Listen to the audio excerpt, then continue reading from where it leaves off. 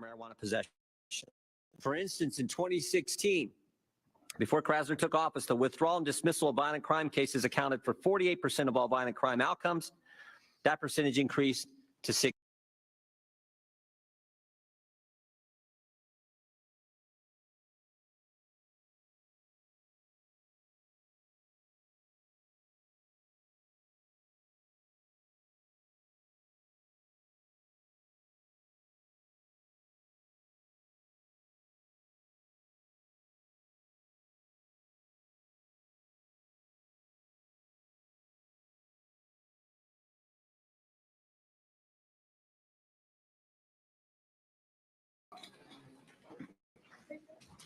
I pledge allegiance to the flag of the United States of America and to the republic for which it stands, one nation under God, indivisible, with liberty and justice for all.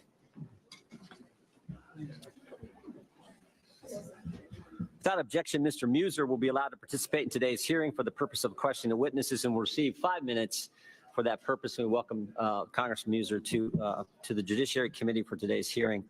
The chair will now recognize himself for an opening statement.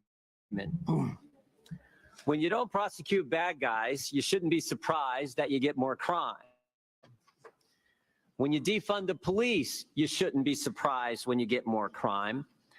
And when you have a designated area for illegal drug use, you shouldn't be surprised when you get more crime. Philadelphia is doing all three of those things.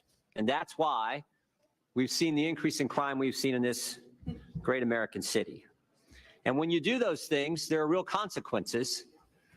Real bad things can happen when you engage in those kind of policies. And we're going to hear from witnesses today who will talk about the terrible things that have happened to loved ones within their family. At our field hearing in Manhattan, we looked at the administration of justice and the safety of communities.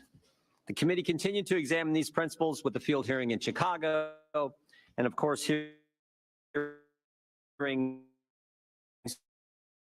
in Washington, D.C.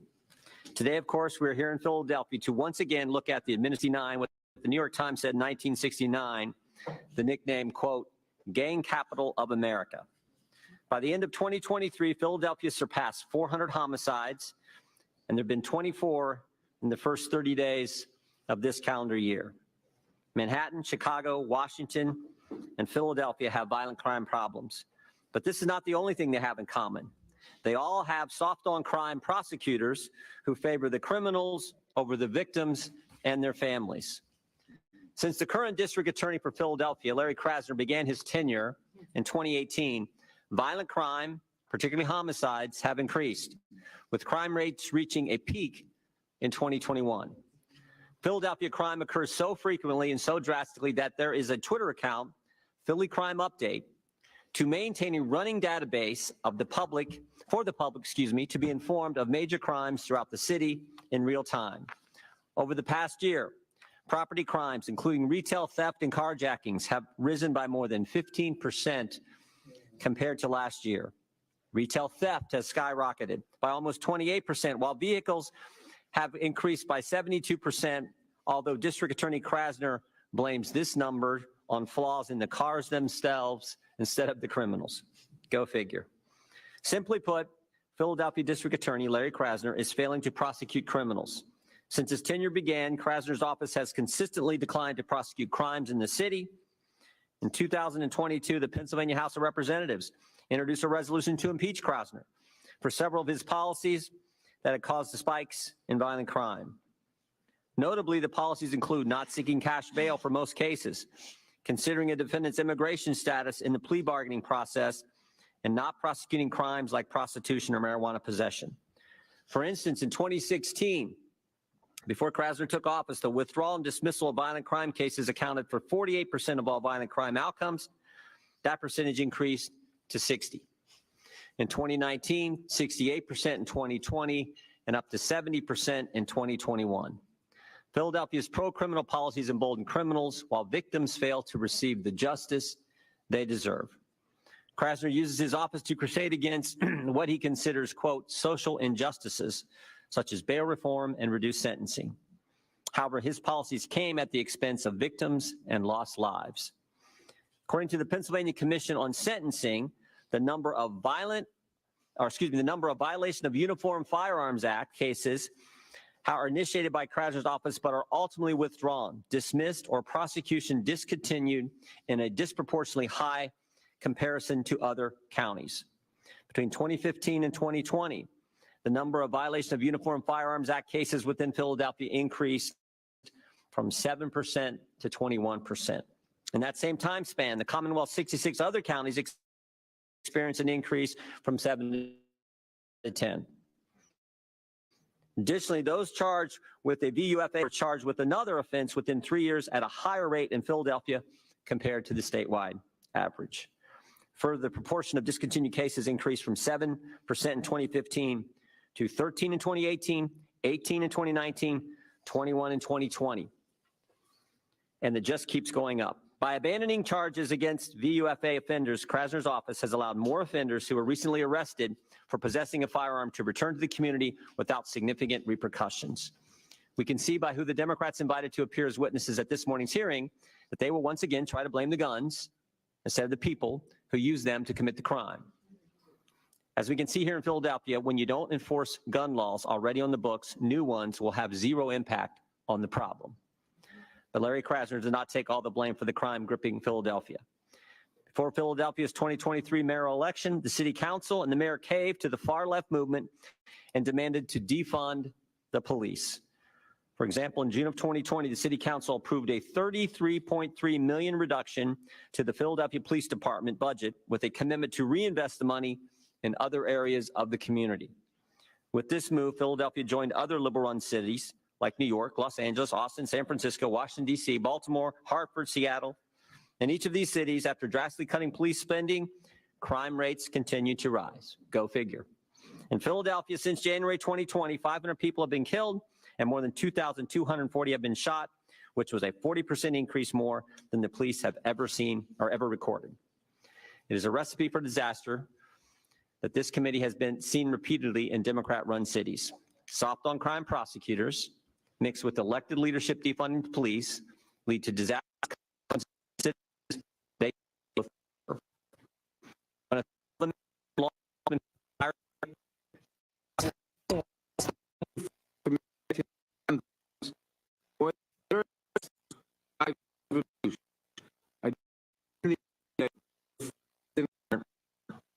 For your service as well, and we feel for your great loss. I now want to recognize Mrs. Dean and Congresswoman Dean and Congressman Scanlon to introduce Mr. Garber and Dr. Abaya. Thank you, Chairman, and I welcome all my colleagues to our great city of Philadelphia. I thank the testifiers for being here today. It's my pleasure to introduce a friend and an advocate and a colleague, frankly, Adam Garber. He is the Executive Director for Ceasefire PA. I've known Adam a long time in his capacity as an advocate around reducing and stamping out gun violence, along with, I believe we have Ceasefire PA folks in the audience. Thank you for taking the time to be here with us, and thank you for your advocacy. What Ceasefire does, and I know this personally because I was a state representative, is work with doctors, with advocates, with elected officials at the state level, trying to change legislation to reduce gun violence. And you've had some success this year since we got a Democratic majority in the Pennsylvania House. So thank you for your tireless advocacy around these things. I also do want to just say to Mrs. Fitzgerald, Dr. Fitzgerald, and Mrs. Fitzgerald in the audience, there really aren't any words except to say that we are serious about reducing gun violence. We thank you for your service. We are sorry for your grave, grave loss. Mrs. O'Connor, to you as well. Thank you very much for being here, for offering us your husband's story of service. I hope what we can do here today is find solutions, things that work, instead of trying to politicize what's going on. So with that, Mr. Garber is introduced. Thank you, and I do want to echo the remarks thanking our witnesses for being here today. And just to correct the record, Mrs. O'Connor's husband was promoted to sergeant posthumously in recognition of his service, so I wanted to make sure that was clear. I would like to introduce Dr. Ruth Abaya. She's an attending physician in the emergency department at Children's Hospital of Philadelphia and a scholar at CHOP's Center for Violence Prevention. She's also an associate professor of pediatrics at the Perelman School of Medicine at the University of Pennsylvania. She received her BA from Bluffton University, which I believe is in Mr. Jordan's district. She completed her residency, she got a combined MD, Masters of Public Health from Northwestern University. She completed her residency at Boston Children's Hospital and a fellowship at the Children's Hospital of Philadelphia. Her research focuses include gun violence prevention with particular emphasis on access to firearms among high-risk adolescents, as well as patient-centered approaches to prevention that draw on the experiences of the youths themselves. As a fellow at the Stoneleaf Foundation, she's working to create a registry of those who've experienced firearm injuries in Philadelphia to identify the most promising practices for violence prevention and intervention in the city. Previously, Dr. Abaya led the injury prevention program at the Philadelphia Department of Public Health, where she oversaw the development of citywide program coalitions, including a hospital-based violence intervention program coalition and a cure violence interruption coalition. In recognition of her life-saving work, Dr. Abaya was named the Philadelphia Eagles' inaugural Inspired Changemaker of 2022. She's a member of the National Medical Council on Gun Violence and has presented on gun safety counseling at the National Physicians Alliance's National Conference. So welcome to all of our witnesses. Thank you. We welcome our witnesses and thank them for appearing today. We'll begin by swearing you in. Would you please rise and raise your right hand? Do you swear or affirm under penalty of perjury that the testimony you're about to give is true and correct to the best of your knowledge, information, and beliefs, so help you God? Let the record reflect that the witness have answered in the affirmative. You all may sit down. Thank you. Please know that your written testimony will be entered into the record in its entirety. Accordingly, we ask that you summarize your testimony in 5 minutes. I think the clock is now working. Is that? I think that's the case, but we're gonna be a little flexible with time. And before recognizing Ms. O'Connor, I do also want to recognize we have a number of students from the University of Pennsylvania here today. We appreciate you all being here. I know there's some things going on your campus that we don't particularly like, but we're glad that you're here. We're glad that you're here with us today as well. Ms. O'Connor, you may begin.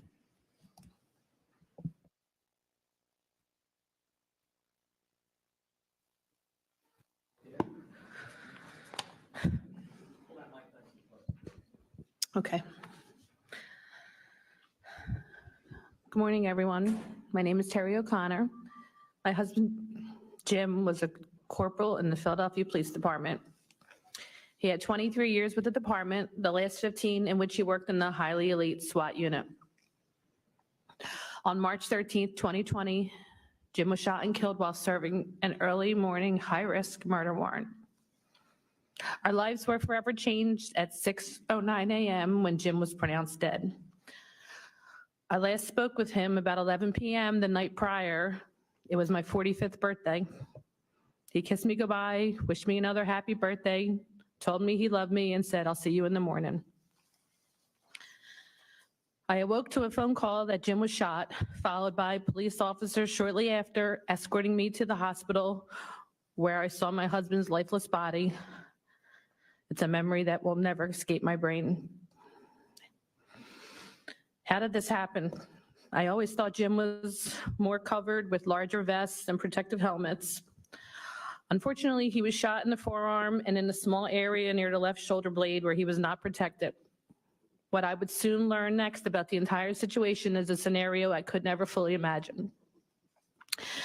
When Jim and his team entered the house that morning, they were immediately fired upon.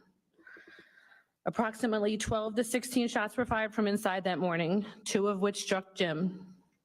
There were 10 guns, along with endless amounts of drugs found in the tiny 1-bedroom the 4 men were hiding in. I should mention a SWAT officer returned fire, striking 2 people in the house. At one point, a voice came from inside the room asking the police to stop shooting at them because someone was shot inside the small bedroom. The officers then stopped and had the men come out of the room one by one. All 4 men, any of who could have been the potential fatal shooter, came out alive. I could speak easily for an hour about the lengthy criminal records these 4 males had. A month before Jim's murder, one of the males was arrested and let out twice for drug dealing. He had 3 open juvenile cases and 1 previous arrest as an adult. He was supposed to be on a GPS monitor, which he wasn't wearing either time. He could have been put in detention, but instead, under Larry Krasner, he was released on his own recognizance and no bail required. He was charged as an adult with carrying guns while selling drugs, but due to the low bail that was set, he walked out easily both times. He had many other run-ins with the law over the past few years and was described as a major drug dealer, a flight risk, and a danger to the community, and none of this mattered. The man that fired the shots that killed my husband was charged 2 years prior to Jim's death for carrying firearms without a license. He got 9 to 23 months in prison, but walked out of court that day a free man because the court accepted as his prison term the amount of jail time he previously served. As part of the deal, the district attorney agreed to drop 2 other charges: intentional possession of a controlled substance and a charge of carrying firearms in public. While on probation, 3 different times, the same male was brought before the judge on violations of parole, and the district attorney's office allowed him to continue being on probation.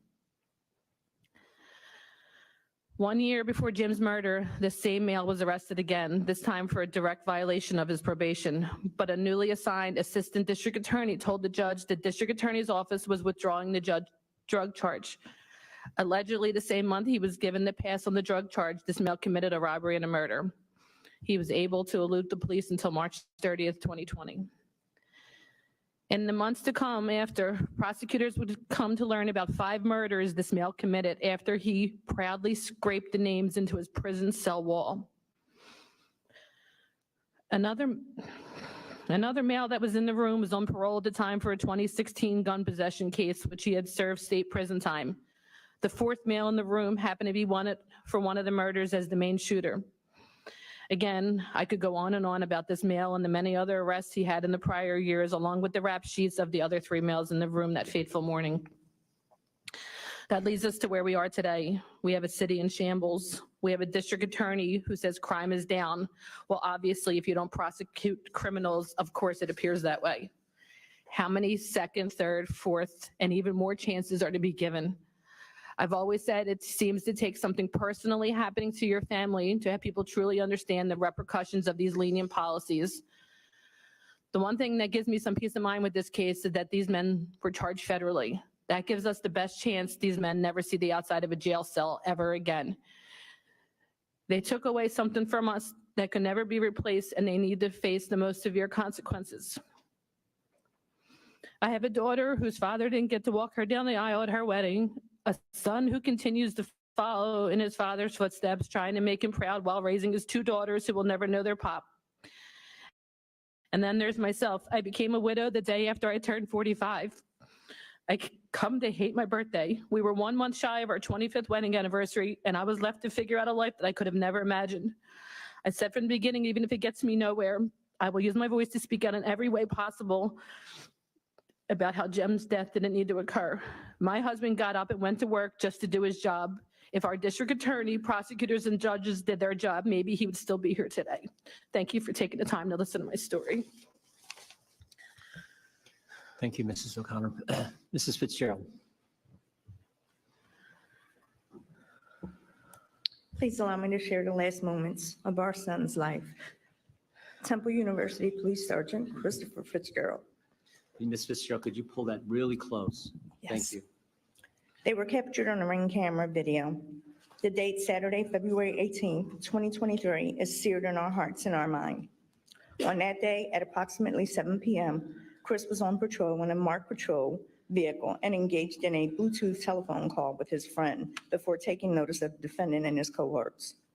Chris focused on the masked defendant and attempts to stop the defendant. Chris is wearing a police bicycle officer uniform consisting of a two-tone neon reflective yellow Temple University bike uniform shirt with police patches and the word police, clearly identifying him as a law enforcement officer. Chris transmits over his police radio his call sign and that he is in pursuit. The Ring camera captures the defendant fleeing on foot, and moments later, Chris catches the defendant. He can be seen and heard providing clear, articulate, and lawful verbal commands to the defendant to get on the ground. Chris is captured in a video using his training and the minimum amount of force necessary to bring the defendant under his control. He is attempting to make a lawful arrest. The defendant is actively resisting arrest, and he has already made the conscious decision that he refuses to surrender peacefully. In fact, you can hear Chris telling him, "Come on, bro."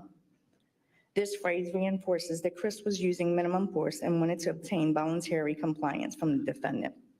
The defendant made the conscious decision to refuse to surrender peacefully. "Come on, bro," will be the last words Chris will ever state. The defendant is then heard saying why. This is the moment immediately preceding his decision to discharge the first of 6 gunshots to strike our son in the middle of a busy Philadelphia street. Chris neither beat the defendant nor utilized inappropriate force. Our collective professional opinion, garnered over approximately 60 years of collective law enforcement experience in 4 U.S. states, is the subject used this as an apparent calculated ruse to distract and mentally disarm Chris. By feigning compliance and making him believe that he was going to lawfully surrender before viciously firing and striking him. Chris immediately falls to the ground onto his back from the defendant's first shot, which incapacitates him. He is not observed moving without external manipulation again. The next point in the video reveals the defendant's malicious and callous depravity. He stands over Chris while incapacitated and inexplicitly makes the conscious decision to shoot him in that state 5 additional times. Each of the 6 total shots are calculated fatal kill shots that all strike our son in the neck, face, and head. The defendant intentionally ensured Chris's death by shooting him and striking him above the body armor. Those actions make it apparent that the defendant is highly intelligent, and his actions were both purposeful and calculated. He knew that ballistic vests failed to cover the areas above an officer's neck and capitalized upon that knowledge. He placed himself in the circumstances that he practiced for. The defendant's crimes could have stopped there, but as the video evidence supports, they did not. He proves himself to be even more than a highly sophisticated criminal because he further diversifies his criminality, distinguishing himself from other dangerous shooters. He did not stop at the code-calculated murder of a law enforcement officer. He commits 2 robberies using a firearm, doubling down on his nebulous achievement. He commits a carjacking, adds aggravated robbery, reap, pick, pile. All of his criminal acts occur in a heavily populated neighborhood. Onlookers and witnesses can never unsee the psychological trauma he inflicted and the physical jeopardy he placed them in. They were frozen in their vehicles.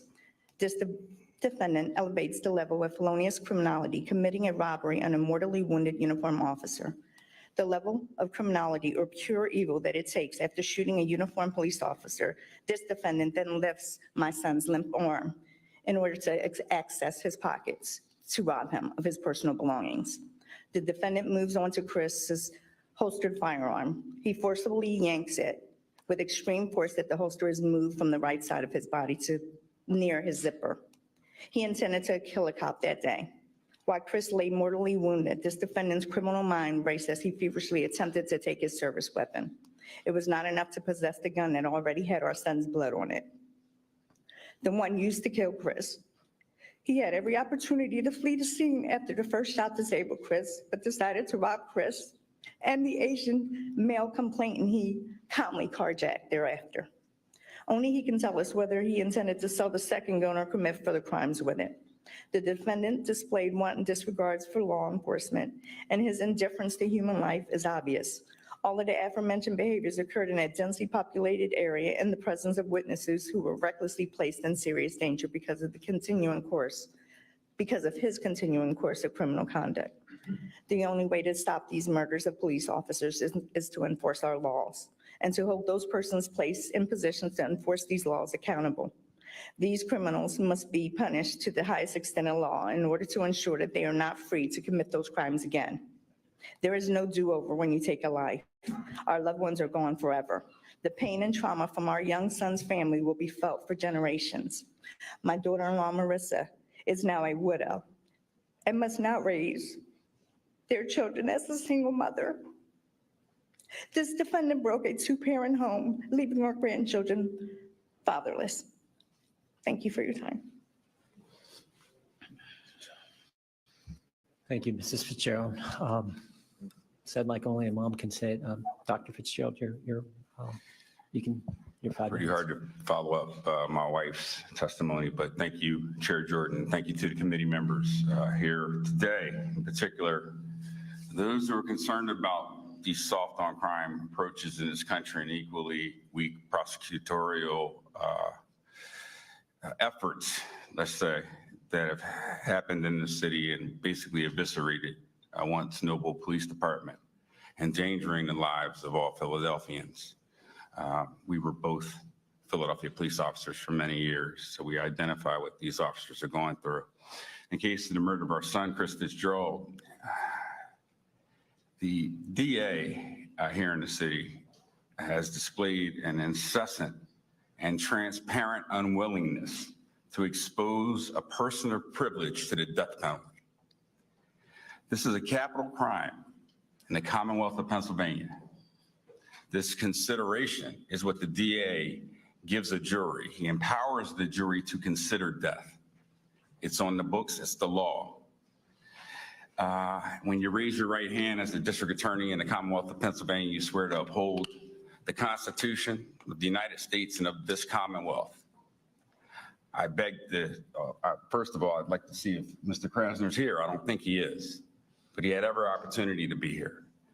And when he raised his arm and he swore, like we swore today, and to testify before you, to uphold those laws, he's not doing so when what my wife described meets every prong of a death penalty case. I don't care what your position is on the death penalty. What I do care about is that we uphold the law. The criminals in Philadelphia look at everything that goes on here. They watch TV, they listen to the radio. They know that Krasner gives them a free pass. We as a family, my daughter-in-law, my wife and I, on the 24th of this month, had to present the various aggravators before the district attorney's office. We should never have had to do that. A district attorney in any state or commonwealth in the United States should stand up for the families and the victims of violent crime. And those folks should also be the people who represent us and not have to be lobbied to do the right thing by law. We're not asking for anyone to die. We are asking for the rightful consideration to be given to an impaneled jury so they can decide what the fate is of this heinous murderer.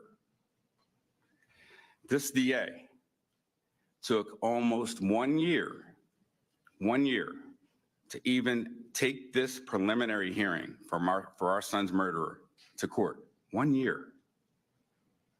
4 continuances he's allowed, more than allowing the defense to gather their information on mitigators in this case, well beyond that, to let the press die down, with the hope that since we come from Colorado, that we wouldn't come here, but we're Philadelphians. We care about the city. We care about the crime that's going on.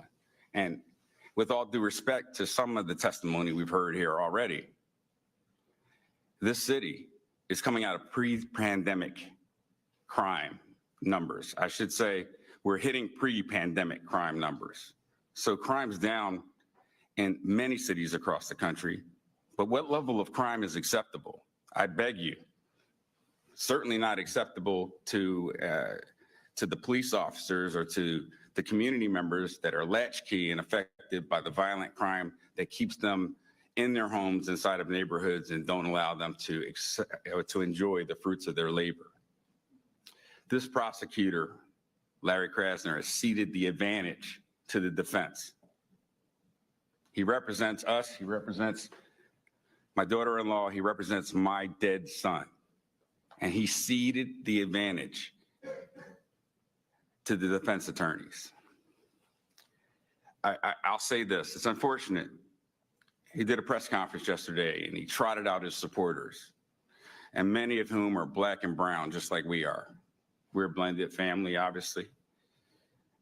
He had religious leaders in the city who have traded the potential for justice and a more livable city, in this case, for our son as well, to either be silent or to advocate for somebody that doesn't do the right thing, to advocate for someone that refuses to thoroughly punish individuals who deserve it, to advocate for someone who opens a revolving door for criminals in this city and around this city to come in and prey on citizens like the shooter did the night that he attacked our son.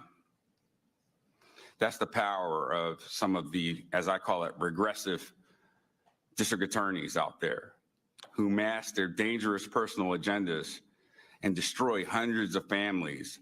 And they say it's under the guise of creating fairness and equality and being able to bridge the disparate impacts that it has on communities. But what about the impacts that it has on those community members who are actually affected by violent crime?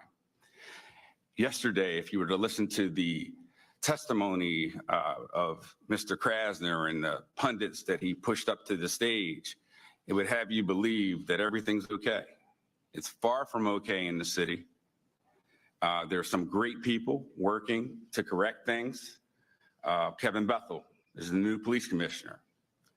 It's like family to me. He is actually the person that encouraged me to become a police officer. I have every confidence in the world in him. What I don't have confidence in is that Mr. Krasner will align himself with the mayor of the city, with everyone in the city trying to reverse the negative trends of violent crime in a true partnership and in a meaningful partnership, because he is part of the problem. He opens that door. He creates the recidivist opportunities to attack Philadelphians. I realize I'm running out of time, but I have to mention the vigilant efforts of the Philadelphia Police Department, the Temple University Police Department, and those who are out there every day and who keep their chins up. It's up to you, members of the committee, to help them keep their chins up, to keep bringing up the fact that pre-pandemic violent crime levels are still unacceptable.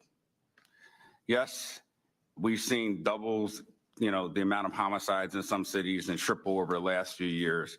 But even in 2018, those numbers were greatly elevated from previous years.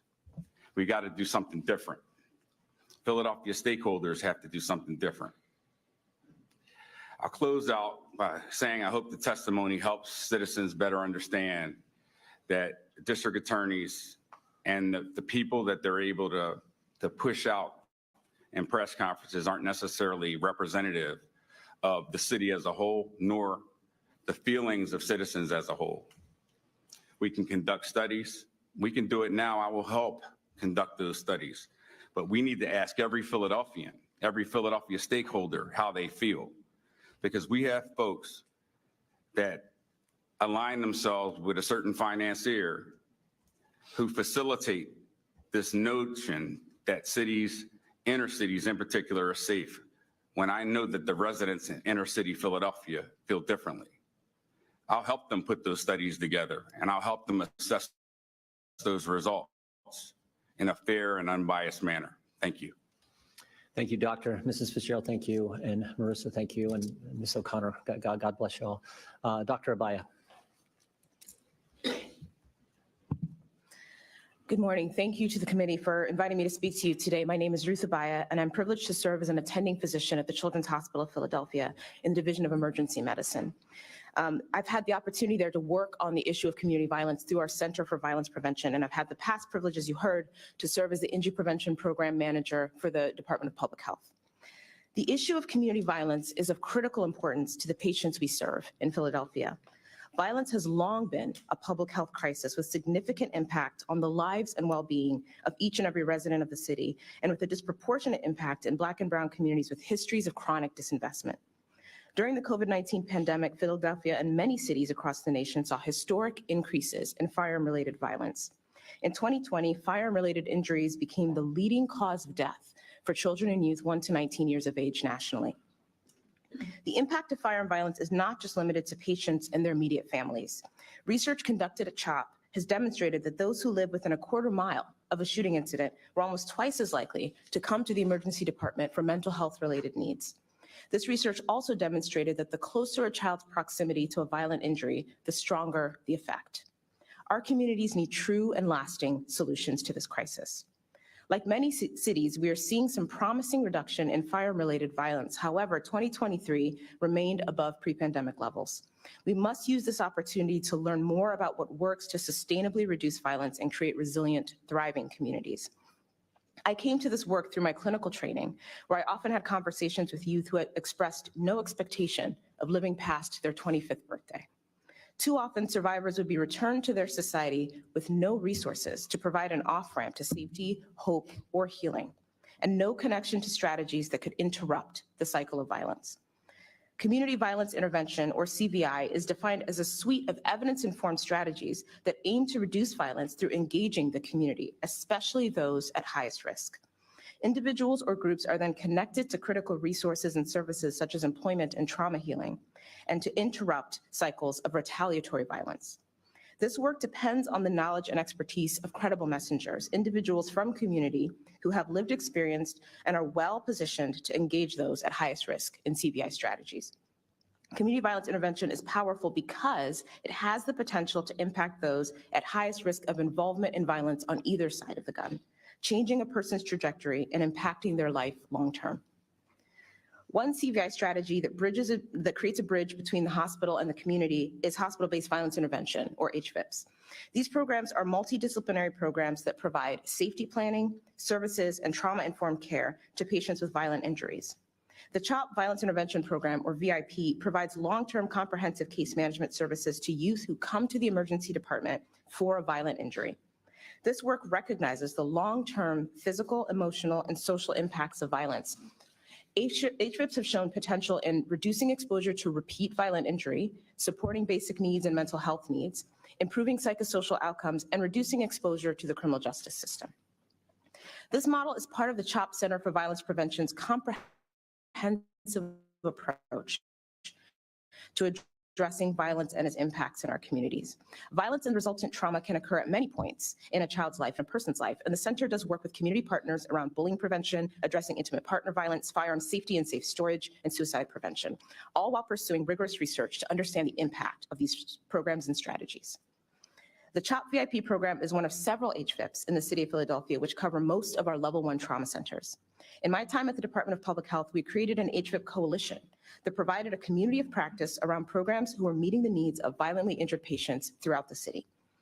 In partnership with a similar coalition of violence interruption programs, such as Cure Violence, formed at the same time, these programs form a critical part of the CVI ecosystem, defined as the city's violence intervention infrastructure, connecting stakeholders who work in various sectors to implement a comprehensive slate of strategies that address the dynamics of violence. Working within a community of practice holds potential to limit duplication, identify common best practices, and improve the quality of services throughout the city. Many of these models have a critical point in common. They all seek to engage those at high risk of exposure to the trauma of violence. A critical role for communities of practice is to work together to strengthen the local ecosystem so that this work is streamlined and impactful. I want to end with the story of one young man whose story exemplifies how life courses can be altered by the work of CVI and why continued investment in this work can be so transformative. This young man was a survivor of violence, but he also had a complicated chronic disease. Between navigating his injury, contending with housing insecurity, and attempting to return to school, his physical and mental health were at risk. Through an HVIP, his violence intervention specialist advocated for him in the school setting, in finding stable housing, in securing his medications, and attending his follow-up appointments with his trauma team, and in getting connected to mental health services. These interventions likely saved his life and provided an opportunity to exit the harmful cycle of violence and find safety and health. Far too many survivors of violence could benefit from these powerful programs. The future of community violence intervention holds a great deal of promise for communities like Philadelphia, and investment in these models in the areas of programming and research can help cities build a sustainable path to violence reduction and community safety. We stand ready to support any such efforts. Thank you so much for allowing me to testify about this important issue. Looking forward to taking questions. Thank you, Dr. Mr. Bruschetta. Thank you very much. Mr. Chairman and committee members, good morning. My name is George Bocchetto, and I have lived and worked in Philadelphia for the better part of 50 years now. I'm a trial lawyer, and during my career, I've handled many high-profile and important matters in courts all over this country, including the United States Supreme Court. I was also engaged as the lead attorney to handle the impeachment process for Larry Krasner in the Pennsylvania House of Representatives in 2022. It is an honor to be invited to give testimony to this committee on this most important topic, and I thank Chairman Jordan for the opportunity. Larry Krasner took over the district attorney's office in 2018. What followed was an unprecedented explosion of crime and violence. Through a combination of progressive policies and endless incompetence, Krasner has actively encouraged criminal behavior. In Krasner's first term in office, the murder rate in Philadelphia increased by 78%. And I would wish to point out that when we note currently about the reduction in the murder rate, we're talking about a reduction from an unprecedented explosion of murders in this city. And the reduction level is still outrageous. In a single year, 562 human beings had their lives stolen from them. And it's predictably the result of these nihilistic policies that Larry Krasner has implemented.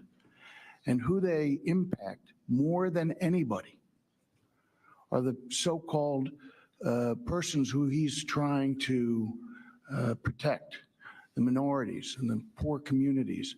Those are where the impacts are felt the heaviest.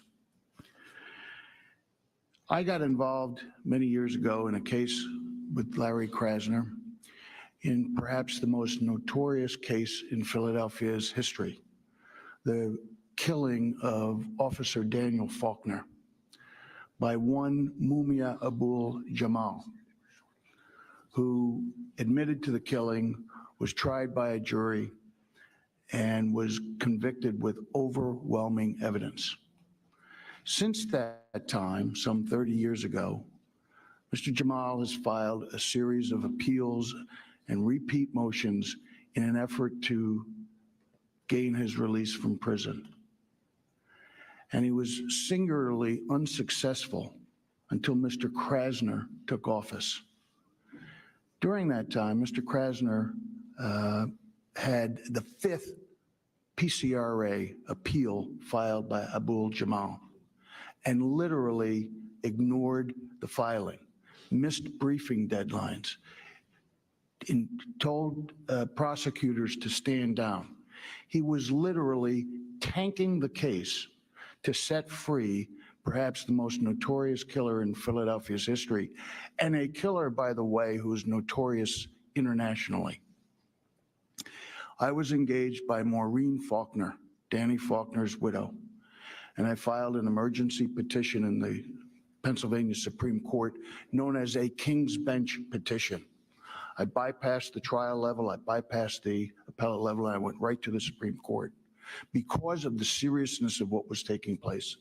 And I pointed out to the Supreme Court the terrible, irreconcilable conflicts of interest that Larry Krasner had in trying to tank this conviction. And thank God the Supreme Court stepped in, and we now continue to maintain Mr. Jamal where he belongs, in prison. There are so many other cases that I can point to and give you examples of individuals who committed crimes, violent crimes, who are allowed to go free on bail, who were released on their own recognizance, who were violating the Uniform Firearms Act and are back on the streets committing murders in this city, committing carjackings, committing violent crimes. And this is all directly as a result of Mr. Krasner's policies. And I would be happy during the questioning period to detail exactly how some of those came about. Let me just also say this. It's not just that Mr. Krasner has taken upon himself to be derelict in his responsibilities in violent crimes and murder cases. He also regards himself as a one-man legislature. You know, in Pennsylvania, we have laws against prostitution, and those laws are designed to help drug-addicted young women who are victims of human trafficking and abuse. Larry Krasner has taken it upon himself and has issued a memorandum to his staff. We will no longer in Philadelphia prosecute prostitution. He overruled the Pennsylvania legislature in one fell swoop, and no one's challenged him on it. Well, we challenged him in the impeachment proceedings. Theft is also a crime in Pennsylvania. But in Philadelphia, you can steal up to $500 in a convenience store or a Wawa or a department store, and you will not be prosecuted. This is the one-man legislature of Larry Krasner, and it has led to a lawlessness, a street crime, a level of disrespect that affects everybody's quality of life and begs the criminals to become more emboldened and more dangerous on our end in this city, directly one-on-one with the Krasner administration. The idea of due process of law and rule of law are abused, ignored, and disregarded, and it needs to stop. Thank you so much for hearing me out. Thank you. Mr. Garber.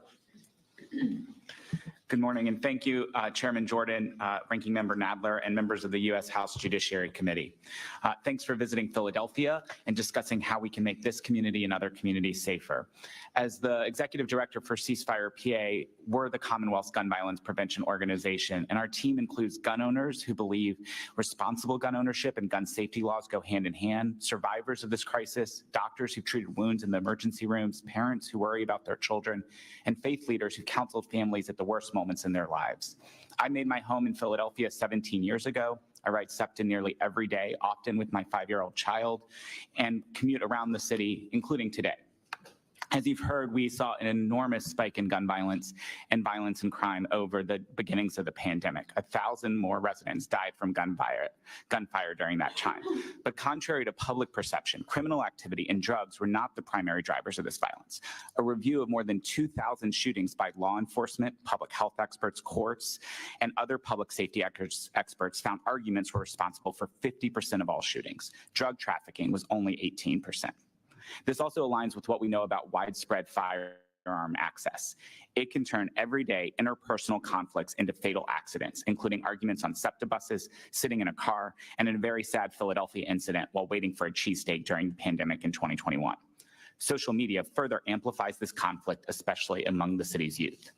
It's worth noting as we talk here that the same problem is playing out in other communities across the Commonwealth, even at higher rates. In 2022, the city of York had a higher homicide rate per capita than Philadelphia. Violence is going down, though. Gun homicides dropped in 2023 by 22% in Philadelphia. And for the current year, they have dropped another 44% compared to the same time period in 2023. We are on pace for less than 300 homicides, and while each of those is an awful catastrophe that we must still do more to prevent, it shows we're headed in the right direction. 3 things are driving the reversal. The emotional and mental trauma of the pandemic receded.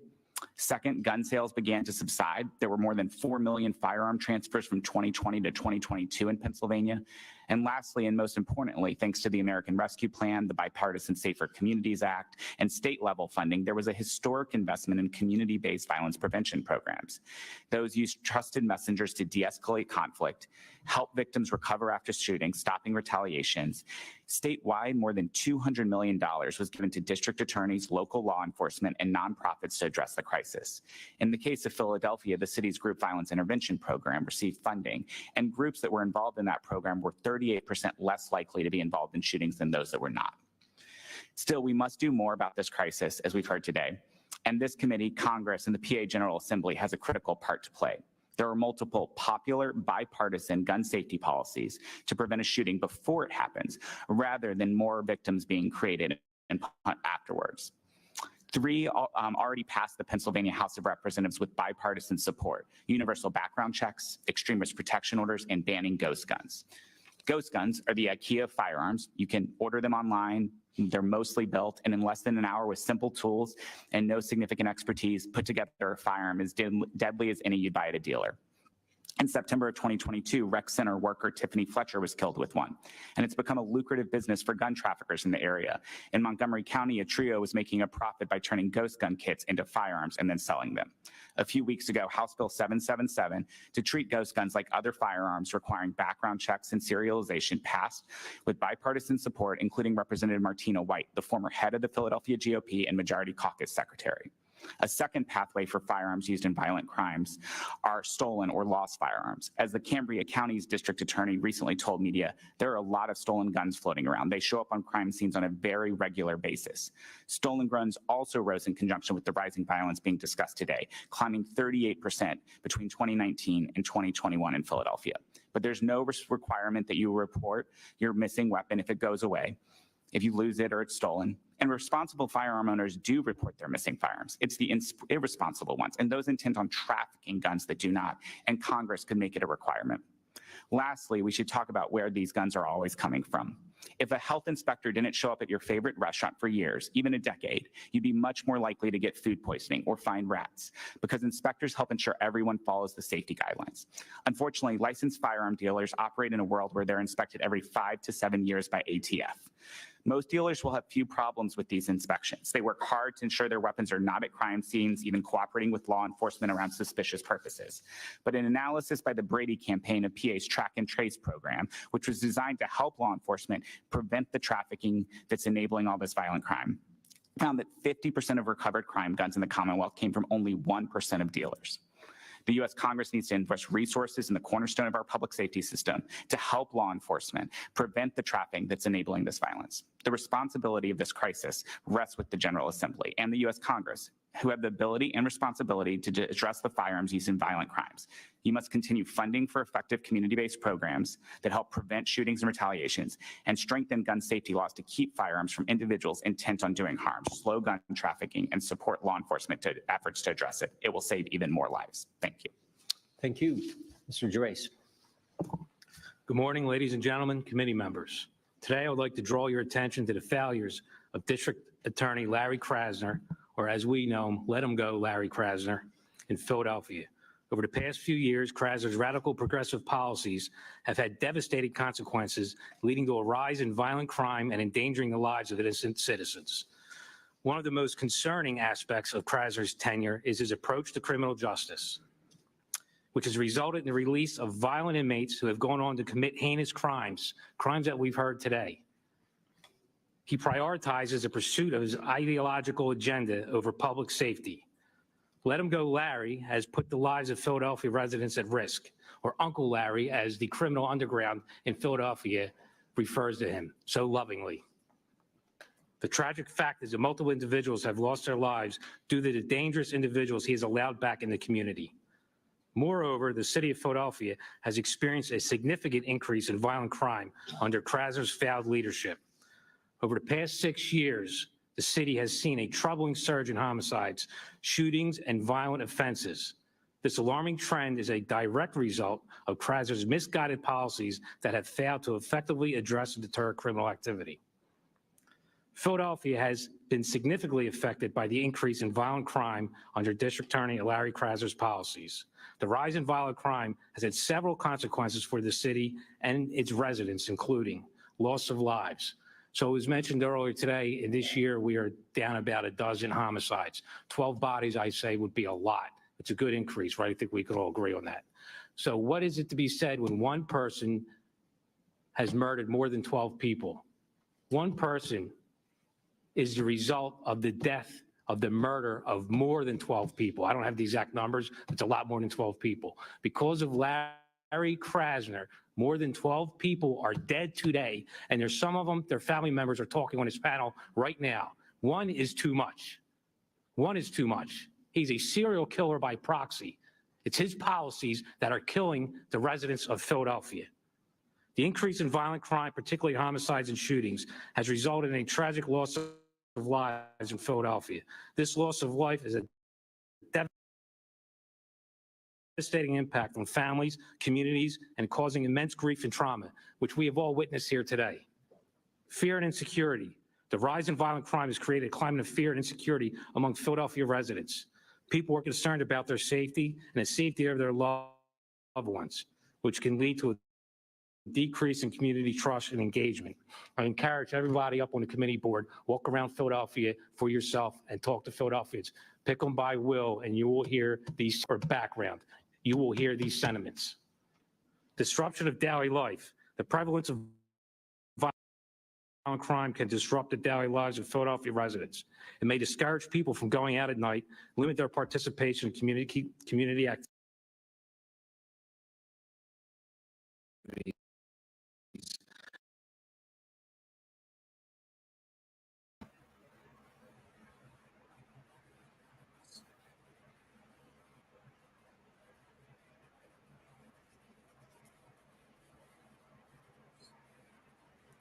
Hold on, guys.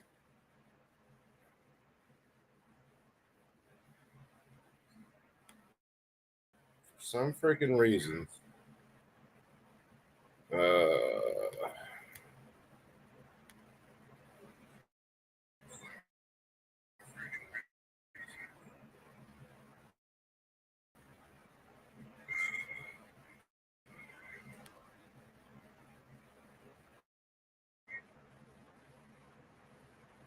give me a sec. I'm gonna have. I don't know what it is about this computer. Court, he got laughed out of court and thrown away, and his district attorneys were reprimanded because it's a joke. If it wasn't so serious, it would be a joke. Strain community relations. The rise in violent crime can strain relations between different communities within Philadelphia. Audio's back there. Excuse me. It can lead to an increased tension and mistrust amongst residents, making it harder to build strong and cohesive communities.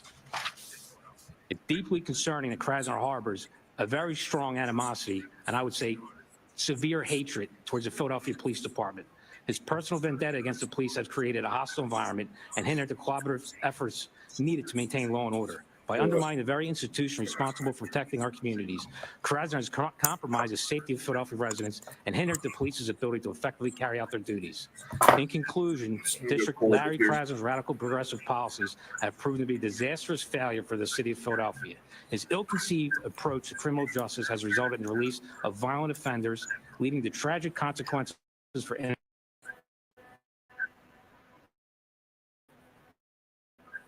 citizens and our police officers and law enforcement community. The alarming increase in violent crime over the past 6 Fluffy, years that a fixed a lot testament of it. to his failed leadership. Furthermore, Krasner's antagonistic stance towards the Philadelphia Police Department has only further exacerbated the challenges faced by law enforcement in keeping our communities safe. Thank you. Thank you. We will now proceed with questions under the 5-minute rule. The chair recognizes the chairman of the subcommittee on crime of the Judiciary Committee, the gentleman from Arizona, Mr. Biggs. I'm going to turn that down just a little. Let me know where. Thank you, Mr. Chairman. Thank you to all the witnesses for being here today, for your poignant testimony, and we appreciate you coming out.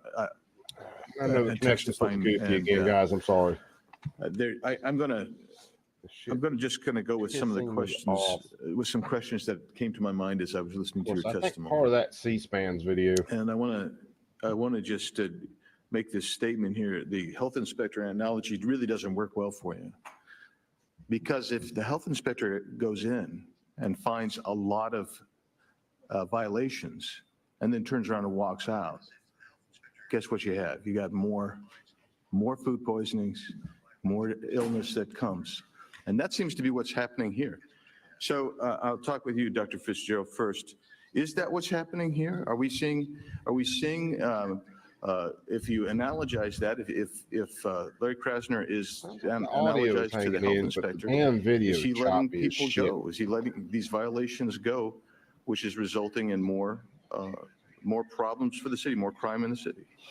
And my belief I that's a call correct this fucking cable assessment. company again, man. When It's a killing me. district attorney fires tenured attorneys in his office, which is their prerogative. He's an elected district attorney. He can hire and fire whoever There's he likes. no However, freaking reason he for this lost video intellectual looking this capital bad. within the district attorney's office and the ability to therefore put the best cases together and prosecute offenders that deserve prosecution.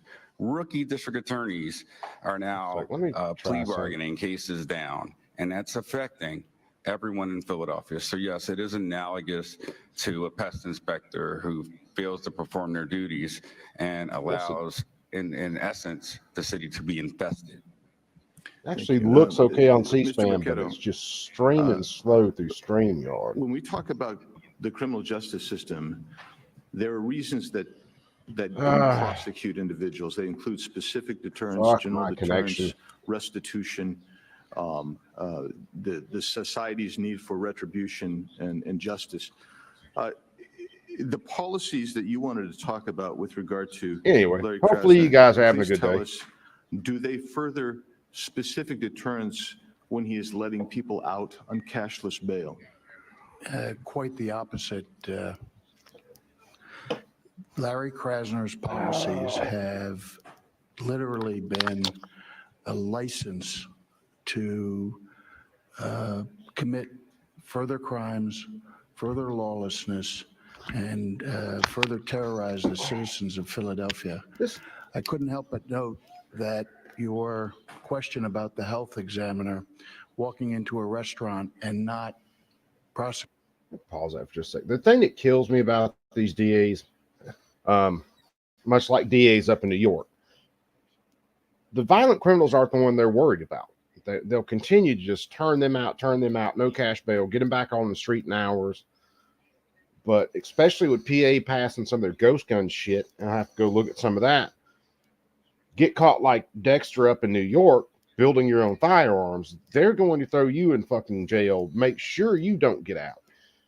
Even though you weren't selling them to criminals, you have no criminal record, you were just building your own stuff because you decided you felt like building your own guns.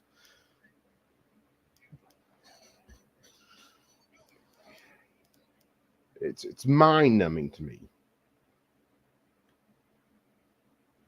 Executing or enforcing a regulation that concerns the safety of its patrons. It's exactly what's going on. What up, with Larry DB Cooper? Krasner. How do you let What's going on, my people brother? walk into stores, steal hundreds of dollars worth of merchandise, oftentimes from a single owner? Yeah, I bodega or feel that, type of Fluff. thing? How do you let them walk in, steal things, and walk out scot-free? That's lawlessness. It's craziness. And it is emboldening If you tell criminals these you criminals only to steal a certain be amount and you more can and walk more out, no violent harm, and no more and more foul, aggressive against our citizenry. And I want to say, guess what they're going to do? hopefully help is on the way. We have a new mayor in Philadelphia. Her name is Sherelle Parker. She's extremely capable and street smart. And she's avowed not to put up with this kind of craziness. The problem is that she cannot control what Larry Krasner prosecutes or fails to prosecute. And unfortunately, George no matter Soros spends a hell of a lot of how much money a to get mayor these wants to DAs pitch and in, to people the in extent there. that we have a district attorney Mike D, who what's up, issues brother? memos to his line DAs, you will not prosecute this crime. We have it in writing. There are memos. It's an outrage. So, Mrs. and Yeah, I'm Dr. not a Fitzgerald, huge fan of like what they call whoever wants to broken take this windows question. policing. There are standards. There's that a median in govern between the that death penalty and cases in letting the criminals run just flat out wild. You present to those, if you file your petition requesting a death penalty, you present those aggravating factors to a jury. They're the ones that make the determination on death penalty. What has been the process that you've engaged in with regard to the death penalty application, and what is Mr. Krasner and his team, how have they responded to your efforts and Damn, the Mike. process you've gone through? So in this process, sir, and thank you for the question, the office, You've been in after Philly our since '69. You've seen a hell of a petitioning the lot of office changes up there. to discuss with us what their intent was to do with, to pursue either the death penalty or not to, in our son's case, they invited us in to make our own case, basically. Is that normal? No, that's not normal. The first question that we asked the committee that he considered the Death Penalty Review Committee, which is used by many other district attorneys across not only this Commonwealth, but across the country. Having come from Philadelphia, been born and raised here, come up through the City of Philadelphia Police Department, we are aware that he has not used this process before. He has summarily dismissed the fact that he wanted to, or that he would ever pursue the death penalty. But in our case, we were afforded the opportunity, if you would put it that way, to present before this committee. Oh yeah, Fluff. We did so. We presented our own aggravators. We even attacked with the potential mitigators. Thankfully, my wife has worked homicides for years, both, I mean, just in the Tarrant County District Attorney's Office. She was a homicide investigator. Damn, Mike. There. Well, that's And being probably chief where a of lot of this police is going to go, and Mike, because people are going to get investigator, tired of this shit. we were able to detach ourselves somewhat, if you will, from what happened with our son, but no family should ever have to lobby. No family should have to. And that's make where a it lot of made- or this is made to be going, felt Fluff. Let everything get as so if- bad. If we didn't do a Let good criminals enough job run wild, before and this then they can committee, push we for wouldn't more get retarded justice. ass laws. It's that ridiculous, and are- I would submit Are still again not that focused on the criminal. one of the biggest impediments to criminal justice can be district attorneys. I spoke with playground, Mr. where I Jordan spent earlier, most and of I my talked days. about the preamble you had in your last report. I got You you, talked Agro. about attorneys. I got you back. It talked about attorneys being able to go after people and to get them, but they have that same ability to totally dismiss what the public wants and just go after what they want. And in this case, the clear want is to do away with the death penalty and to ensure that our son doesn't get justice. Mr. Chairman, I have Well, they'll several go after what they unanimous want. They'll go after a gun, Yes. but they're I not going to present go the after a certified person pulling the copy fucking trigger on of one. the fiscal year Not 2021. in a where, crime. The $33 million was removed from the police. Without objection. Yeah, then I Fluff, have it's absolutely an all article part of the plan for these people. entitled "Remembering Philadelphia Police Sergeant James O'Connor, killed in the line of duty 1 year ago," from Saturday, What's March funny 13, is 2021. this is Without a objection. And also an article entitled "Make Sure Federal Justice House is Served, Slain Judiciary Temple Police Sergeant's Family Calls for Death Penalty who for has no Suspect," dated policing January power in the 23rd, states 2024. Without objection. Thank you, Mr. Chairman. Thank you. Chair in a recognizes the ranking state member for 5 doing minutes. a hearing Thank you, on Mr. Chairman. basically local crime. Mr. and Mrs. Fitzgerald, thank you for sharing the story of your son's life and his service to the community. In addition to being a member of the Temple University Police Department, where he worked to keep college students and the university community And the safe, Democrats are there just your to son push is for also more gun control a and father of protect the 5 and an criminals. active Make member no of the mistake Swaga about that. House Run Club and Black Men Run Philadelphia, which both organize group runs through Philadelphia to raise awareness around gun violence. I appreciate your being here, and I offer you my deepest sympathies for your loss. I must say that the people of Philadelphia do not appear to share your opinion and that of Mr. Gerace and Mr. Bichetto of District Attorney Krasner since they reelected him. Mr. Garber, the civil suit against the teenager who shot and killed Sergeant Fitzgerald alleges that the killer suffered from mental instability, a propensity for violence, and a strong interest in possessing and using firearms. It also alleges that he showed signs again and again that he presented a high risk of harm to himself and others. Nadler's an absolute How could fucking the idiot. Federal Extreme Risk Protection Order Act, a federal red flag law, or Here we go. HB 1018, a similar Pennsylvania measure, have prevented That's the reason I shooter or wanted to others watch like him this, from so you can accessing see what these firearms, assholes are pushing. potentially saving the life of people like Sergeant Christopher Fitzgerald? Thank you. Extreme risk protection orders are designed to help. No, give Fluffy, I don't family think we're members who voting our way understand out of this someone's in shit either. crisis or law enforcement an opportunity to temporarily remove the firearm. And because firearms are so fatal when used, as we've heard today, unfortunately, removing it gives us time to get the person to get help. So's And a so knife. there may be real evidence in that These are case that pretty if extreme risk fucking protection fatal. orders existed here in Pennsylvania, either through state or national law, that it could have prevented the shooting. It's also, though, worth noting that, as I understand it, the shooter being under 21 could not purchase the firearm on his own. And I'm unaware of exactly where the firearm came from in these cases. And so we should also look at that question as well. Mr. Garber, last Congress, under Democratic control, this committee led the passage of the federal Extreme Risk Protection Order Act in the House. Last year, also under Democratic control, We're the just Pennsylvania gonna House passed red their flag all the red flag law. criminals. Both bills passed their Let me know respective how that chambers turns with out. overwhelming support from Democrats and the support of some Republicans, but neither became law. What is your response to the lawmakers across the country who have voted against or criticized extreme risk protection orders?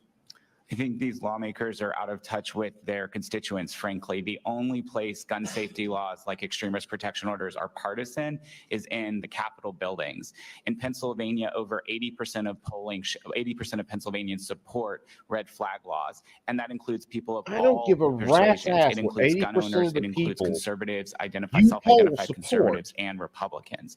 We need tools like this because when someone It's is in crisis, when they unconstitutional can by get your their own hands on a state gun, constitution. everyone else at risk. Mr. Garber, what does the research show about the rates of gun deaths in jurisdictions that have passed red flag laws? The rates are lower. Dude, when we you might have look an at extreme risk something protection Sunday, order and other Warsaw. gun safety laws on the books. Because I'm Thank off you. Mr. Monday, Garber, so we might do something Are Sunday. you aware of cases where people have spent 10, 20, 30 years in prison for crimes of which they were Dang old ultimately Matt, what's exonerated? up, my brother? You know, I am. It's not. I'm sure that is the case, but I'm not aware of. You know, it's not something I study deeply. Are you aware of the case in New York in which 5 black youths were convicted of raping a jogger You're in gonna Central bring Park up in the Central 1989 Park 5, and you spent years fucking. in jail, and in which Yes. Mr. Trump, as he was then, demanded the death penalty, in which Okay. The Central Park 5 is who he's talking about. And I can't remember everything that was going on at the time, but there was a jogger raped in Central Park. What they proved is none of these 5 penetrated the woman. They held her down, one beat off on her, if not a couple of them beat off on her, but they didn't actually penetrate her. And they were actively participating in the woman's rape.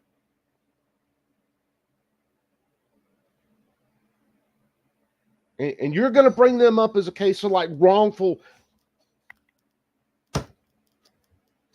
Boy, that went spicy. Shows you guys the narrative is all this shit's about. The narrative ain't about facts.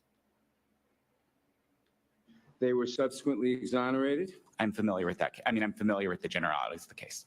Do you think that if They were that, exonerated of the death penalty penetration. laws give the risk of innocent people ever being executed?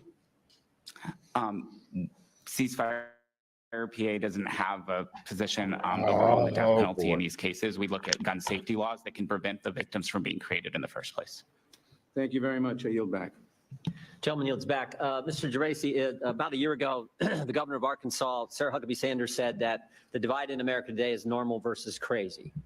You can go down the list of crazy policies the left now has. Like, it's crazy to have an open border. Correct. But in the context we're talking about today, some of the crazy policies, is it crazy to defund the police? 100%. Crazy. It just makes no sense, right? Is it crazy not to say bad guys who violate the law should be prosecuted and let them go free? Is that crazy?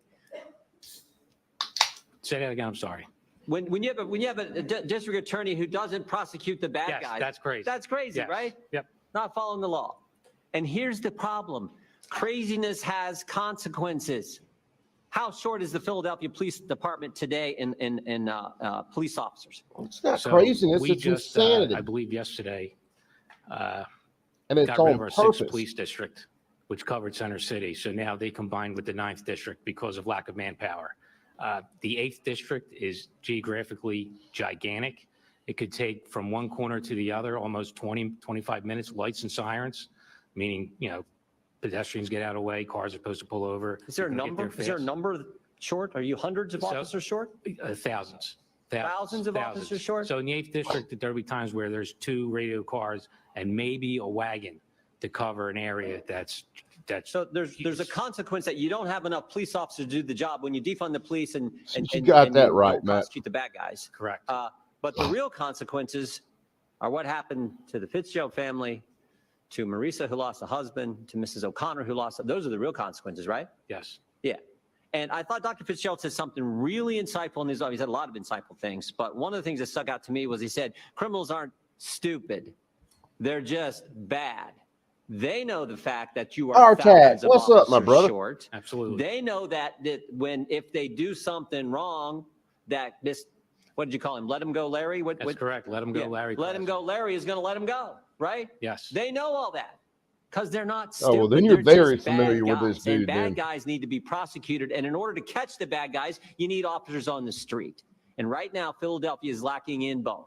They don't have enough officers on the street, and they don't have a prosecutor who will go after the bad guys if the officers who are on the street can actually catch them. Correct. That's the situation.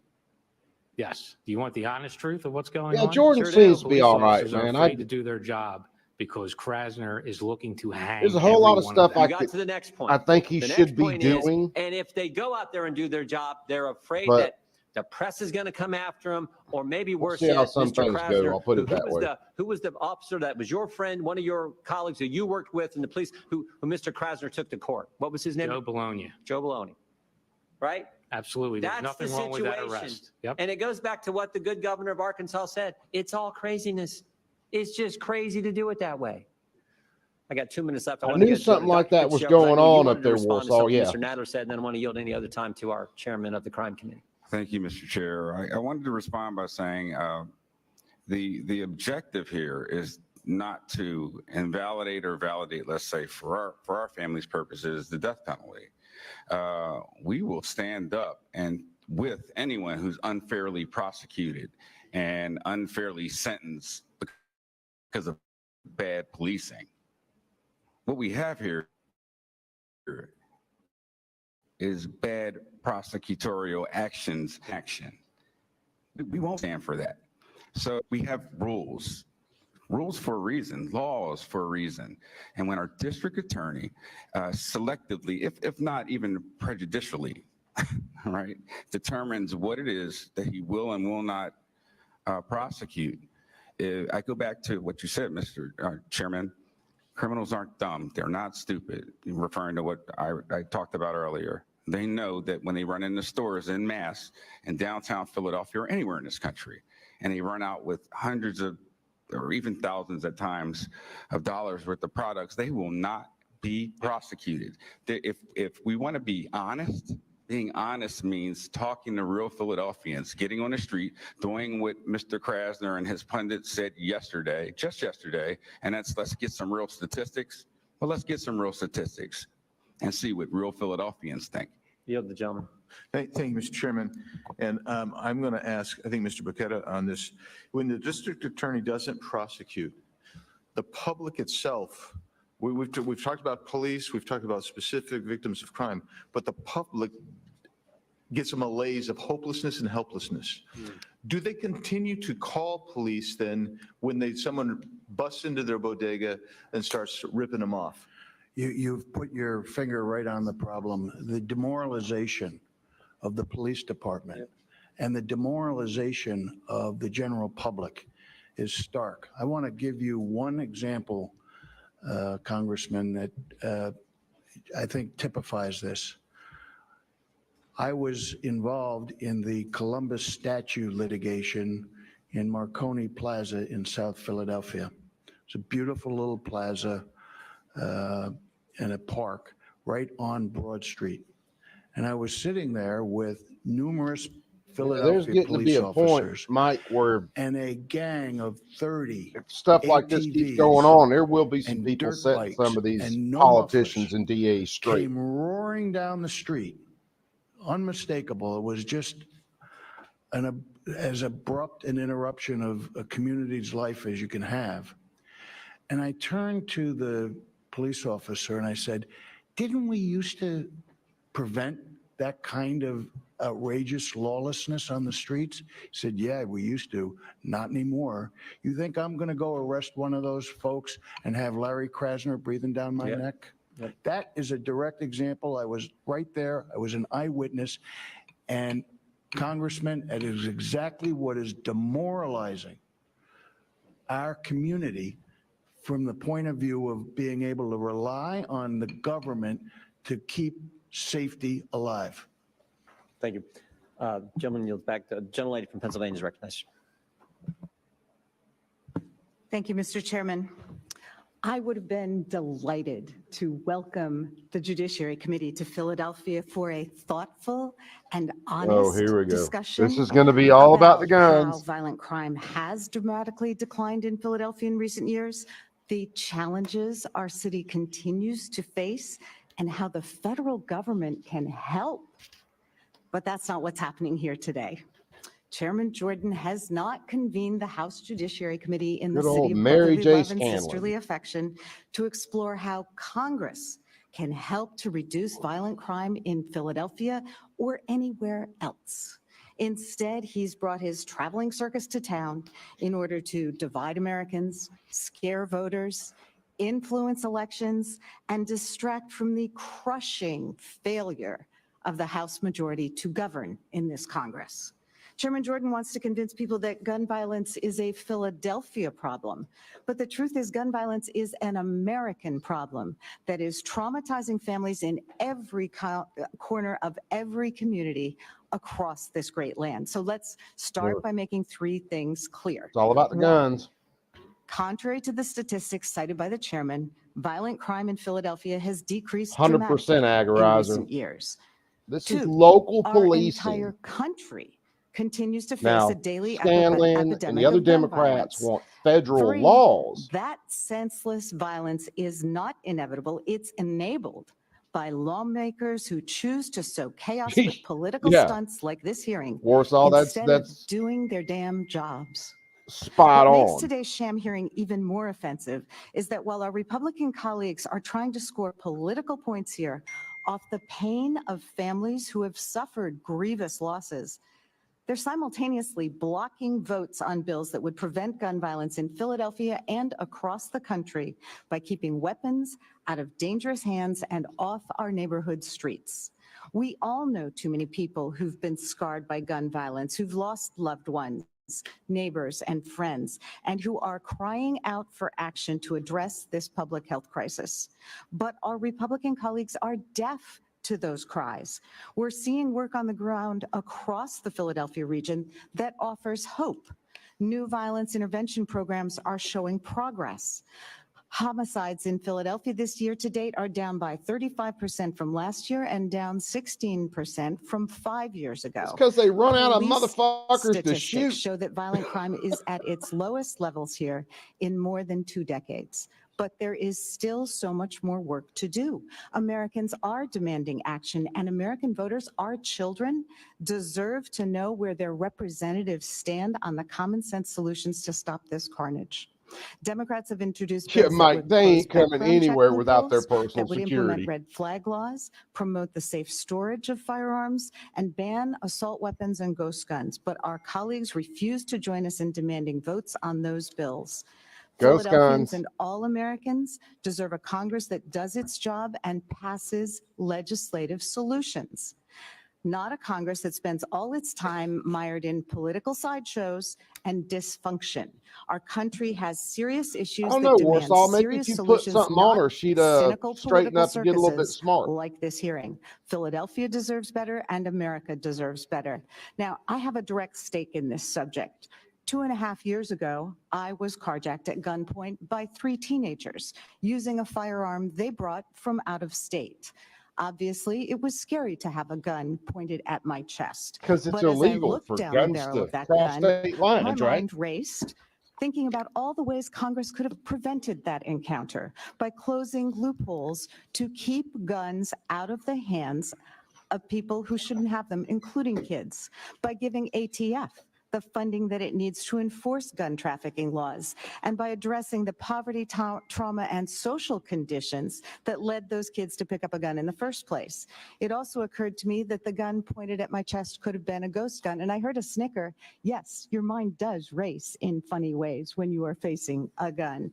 So, Mr. Garber, could you talk about how ghost guns, these untraceable, unregulated firearms that can be bought and sold without a background check, contribute to gun violence here in Philadelphia, and why we need legislation to Any address gun this can threat? be sold without We a saw background check. 410% increase Bought in the without a recovered background number check. of ghost guns just in Philadelphia.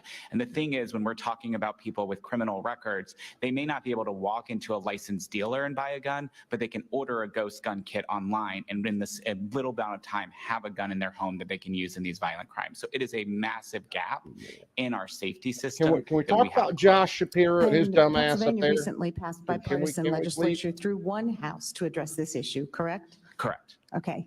Dr. Abaya, you work with young people here in Philadelphia. Can you talk about why it's important to address the toll of gun violence with our youth? Absolutely. So one of the things that we know about gun violence is that the trauma that's sustained early in life has implications for the duration of life. We also know that, as I had mentioned in my testimony, when gun violence occurs, those who are in immediate proximity have long-term mental health needs, and that trauma in and of itself can contribute to future involvement in and exposure to violence. And so it's a very important preventative measure to identify and intervene Yeah, you know what would be a upon preventative violence measure? for youth. And that's violence Making within a families community. less So dependent not on the just the state individual, or but the community federal in which they government, live. and Thank keeping you. dads in I the appreciate home. that. I see my time has expired, although not by as much as some of our other members, so I will yield back. I'm trying to be lenient. The gentlelady yields back. The gentleman from Florida is recognized. No, fatherless When homes has a lot to do Philadelphia with this was shit. coined the city of brotherly love. I don't think Cain and Abel were the brothers they were referring to.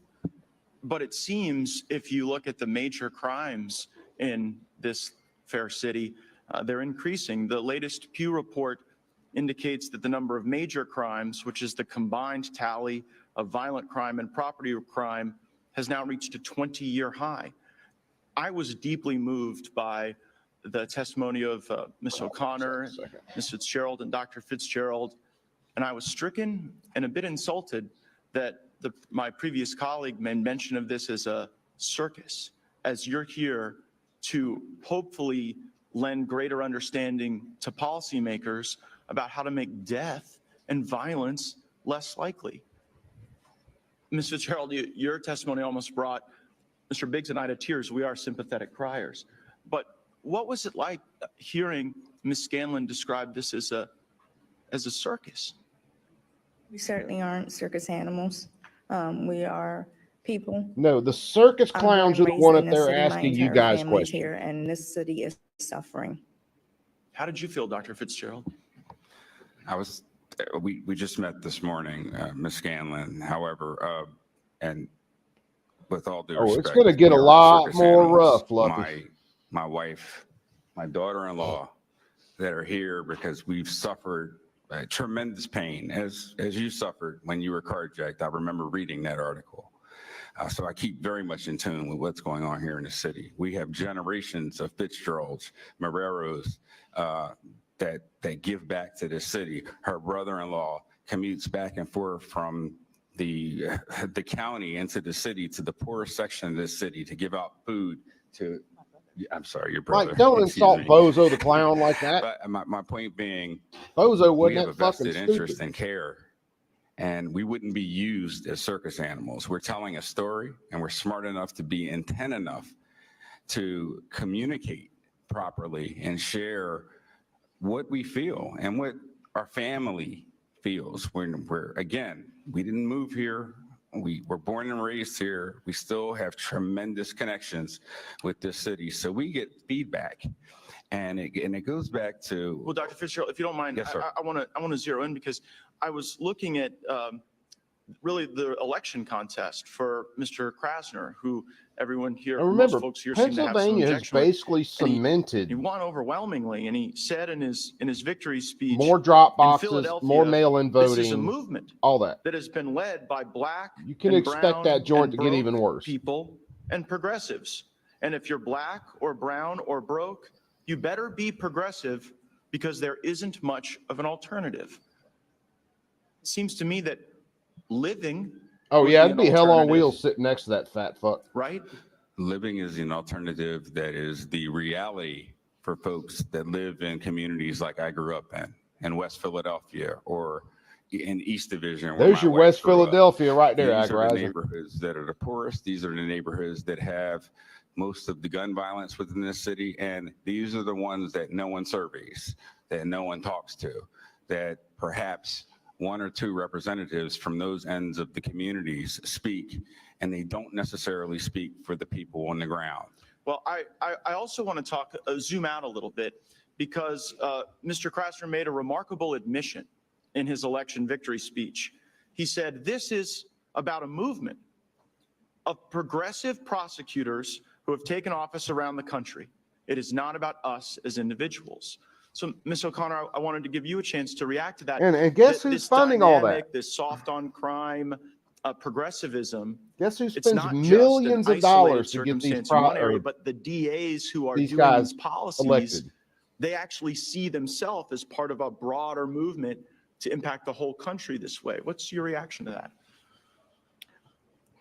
I'm going to try to keep it nice. I think people are delusional. There is no one here in this room that can come at me with any of the facts about Jim's job. These guys are all lengthy past criminals. How can Yeah, a somebody certain financier, not Oros, understand what's going on? That these or men, my husband could still be here something. today if these men were prosecuted the way they should have been and been behind Gross. bars over multiple.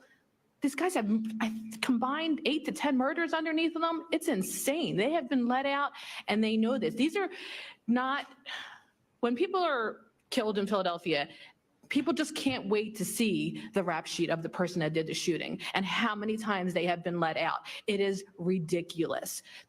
My son is a police officer. He has locked someone up who laughed in his face and said, I will be out in a few hours. He was right.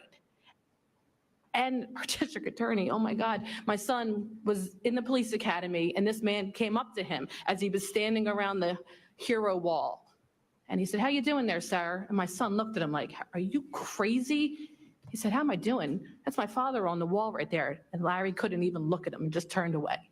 Like, it is, the policy is, everything is totally out of control. And people that respect this man or want to vote for him, let it happen to your family, and then you'll see how you'll feel about everybody walking free and what goes on in this city. I see what the police officers go through. They are scared to do their job. You have nobody going into the academy. Why would they? He is looking to prosecute the police more than keep people in jail where they should be. It's ridiculous. Mr. Chairman, I see my time has expired, but I just wanted to thank all of the witnesses and certainly express my appreciation for the hearing and my understanding that this is no circus. This is a very serious endeavor that is life or death, and I yield back. Chair recognizes, the gentleman goes back. Chair recognizes the gentlelady from Pennsylvania. Thank you, Mr. Chairman, and I yield Ms. Scanlon a bit of time, and then I'll get to my questions. Thank you. I just wanted to clarify for our witnesses, and of course, Mr. Gates knows better, that I was not referring to the witnesses whose pain is very real, and we really appreciate their testimony here and their efforts to try to make the city a better place. I was referring to the actions of our colleagues as being circus-like and of trading on the pain of other people. Yeah, no So doubt, thank you, Mike. Ms. Dean, I yield back to you. Thank you. They let It these little seems to me that we knotheads have 2 hearings going on here. trying to keep stuff clean. What you have suffered, the folks in this Rape, room, the rob, O'Connor family, murder, the you Fitzgerald name it. family, there is nothing And they're just kicking them back out on we the can street. say They'll find anything that they will heal your can pain, and we know that. But I hope to you get these know kids that back as out on the street. serious legislators, as somebody And who these has idiots wanted to talking do about something about gun guns violence being the. when I was a Hold professor on, I at gotta LaSalle pause. University, when I was a young mother to 3 children. All right. I got to pause. I got to pause that for a sec. These idiots that run around talking about guns are the #1 killer of children, cause of death for children in the United States are fucking idiots. And the only way they get to that number is they add in all these kids that are out there. And yes, they are kids, but they are out there gangbanging and shooting each other every single night. It's not some innocent kid finding a gun. It's not some innocent kid who's sitting there and all of a sudden someone shoots him. That's not the majority of these deaths. So I think the last time we looked at it, we'll just throw out round numbers. So there were 7K murders that involve firearms in the United States, and that number has pretty much stayed the same for a very long time, a couple of decades or a decade or so. Out of that 7K, approximately 2,000 some change of those are, yes, kids 18 getting into like 13, somewhere around there. One of the reasons that is these gangs will use these younger kids who aren't anywhere near adulthood yet, to commit the crimes or commit the murders, because they know they're not going to be put in jail for life. So they continue to use these young kids to do these shootings. And oh God, if people would just be honest about the shit, you could actually drill down and start fixing it. But they don't want to do that. They want to concentrate on the gun itself, because this is about control. It's not about safety.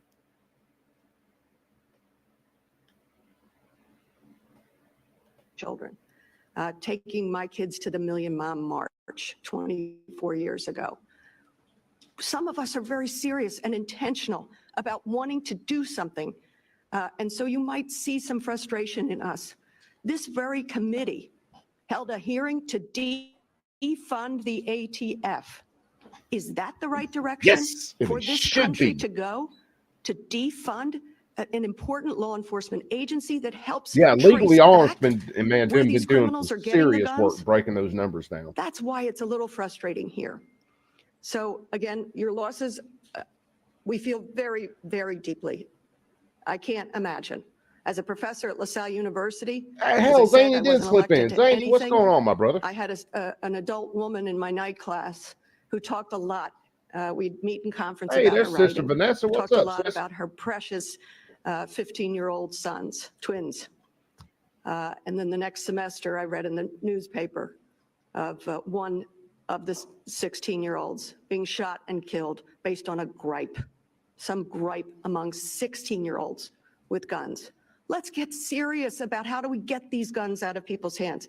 As federal legislators, what can we do to make a difference, to get illegal guns off the street, to get guns out of the hands of Guns. folks who are prohibited purchasers because they're unsafe, they're unwell. Let's get serious about that. Nothing So, about, Dr. let's Abaya, go I after want the to start criminal. with you. Let's You increase, have recited what we know to be penalties for an using a gun in a extraordinarily crime. shameful American statistic. Children in this country are more likely to die of gun violence than any other cause. I don't know another nation that. Lady, when it comes down to it, and I'd be more than willing to bet she knows the actual numbers. A massive number of kids die from exposure to household chemicals every year, way more than innocent children that would die from coming in contact with a firearm every year. And the numbers ain't even close. I can't rip them off the top of my head, but there's somewhere along the lines of about 200 and some change innocent children who are killed with a firearm every year. That includes drive-bys. That includes a child finding a gun and having an accident. All extremely heartbreaking situations. But again, this is where you know it's all about control, and it's jack shit all to do with saving lives. Because if it was about saving lives, there would be way more going on as far as the interventions, not just focused on guns, focused on schools themselves, keeping kids in school, actually keeping schools safe, which does mean sometimes you're going to have to cut some fucking dead weight. Your little shithead gangbangers and stuff that don't want to be there, you need to get their ass out of there. Let them suffer from their damn life choices. Maybe they'll get their shit straight later, but protect the kids who do want to be there, the kids that do want to learn, and the children who do want to move on to be productive members of society. How about we quit locking people up just for stupid shit and destroying their life completely? Like, oh, he had a gun. Let's throw him in jail for 5 years. Oh, he had dope on him. Let's throw him in jail for 5 years.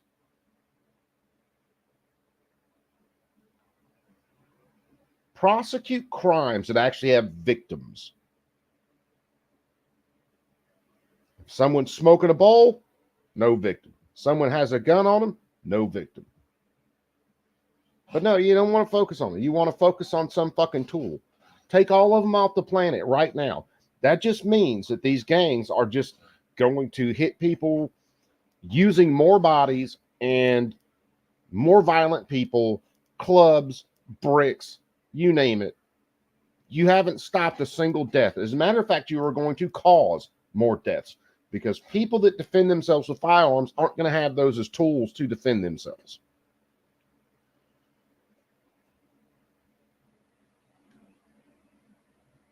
Where's that badge of shame?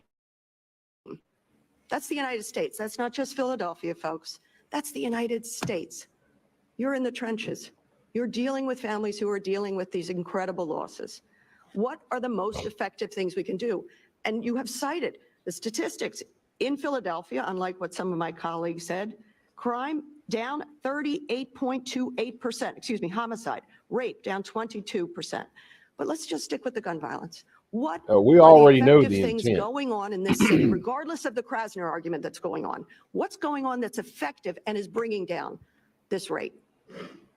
Thank you so much for that question. So a public health approach to addressing this issue really consists of identifying modifiable risk factors in community. This is something that's worked with a myriad of diseases that have had successful public health interventions over the years. What are the modifiable risk factors that can be intervened upon within community?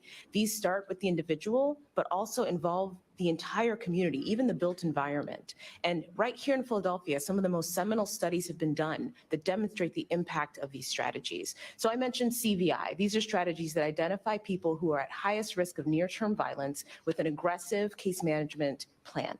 These people are engaged by someone that they trust, someone who can pull them from the cycle of violence for a period of a minimum of months. This is not a short-term engagement. It's not a Band-Aid. It's a way to significantly alter a person's life course forever. What we really want for community safety is for people to not enter into violent situations and then be withdrawn and then enter and withdrawn. We've seen that in our homicide review cases when I was at the health department. We saw those cycles of continued exposure, repeat injury over and over again. Interventions that intervene when we recognize those modifiable risk factors and transform them, address them sustainably by providing, for example, employment where someone has an actual place to go day to day, cognitive behavioral therapy and other types of mental health interventions. Those strategies are known to be effective.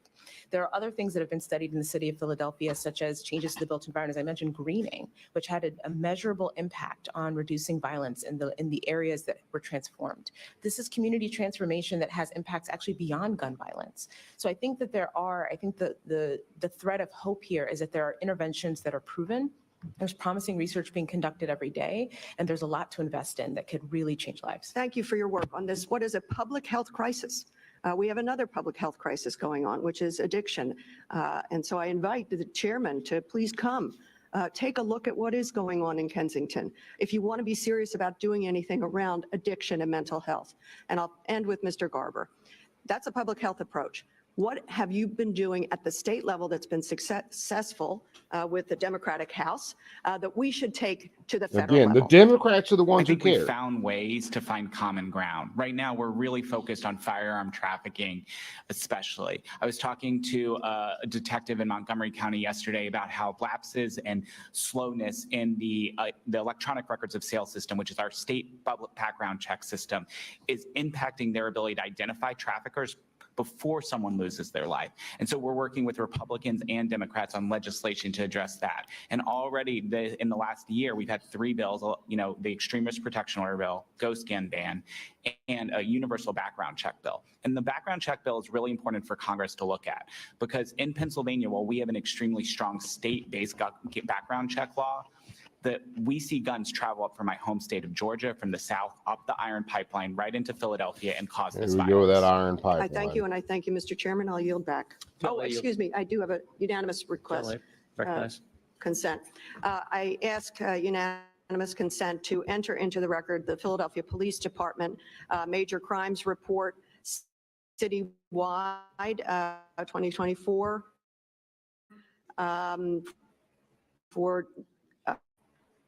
because I really Yeah, want to well, correct the record. Mr. Gates had to ask unanimous consent to put this in to Objection. show that homicide is down 38.2%. That's the reality of it. And I think he rejects, or sound like someone was objecting to her entering in that into the record, and they should. There was a hearing 2 days ago where Republicans objected to a lot of stuff being entered into the record, and they should, because it's all horse shit. But it needs to be said, and it can't be said enough. When you make these laws, when you do these bans, when you do all this other horse shit, the only people who are really going to follow that are people that are normally law-abiding people in every other aspect of their life. The criminals don't give a shit. Drug dealing, unregistered street pharmacists aren't legal. But guess what? We have no shortage of them. And again, even if you wiped out every gun in the United States, you collected every damn single one of them, there would still people be making very primitive black powder guns. There would still be people that were beating each other to death with baseball bats, all kinds of shit like that. So the guns themselves aren't the issue. Let's address the violent criminals and then leave everybody else the fuck alone. But no, that's not what they want. Again, this is about control. It's not about keeping people safe. Every single legislature that I've seen that has tried to pass a bill to put stricter criminal penalties in for someone who uses a firearm, it gets shot down by the Democrats. Every single time. In Colorado, when they wanted increased penalties for gun theft, nope, Democrats shot that down. When they wanted to add in, criminal or penalties for using a firearm in a crime, nope, Democrats shot that down. And that's went on state after state after state where Democrats are pushing these, gun control bills, so-called assault weapons bans, all that shit. This is fuck all to do with keeping people safe.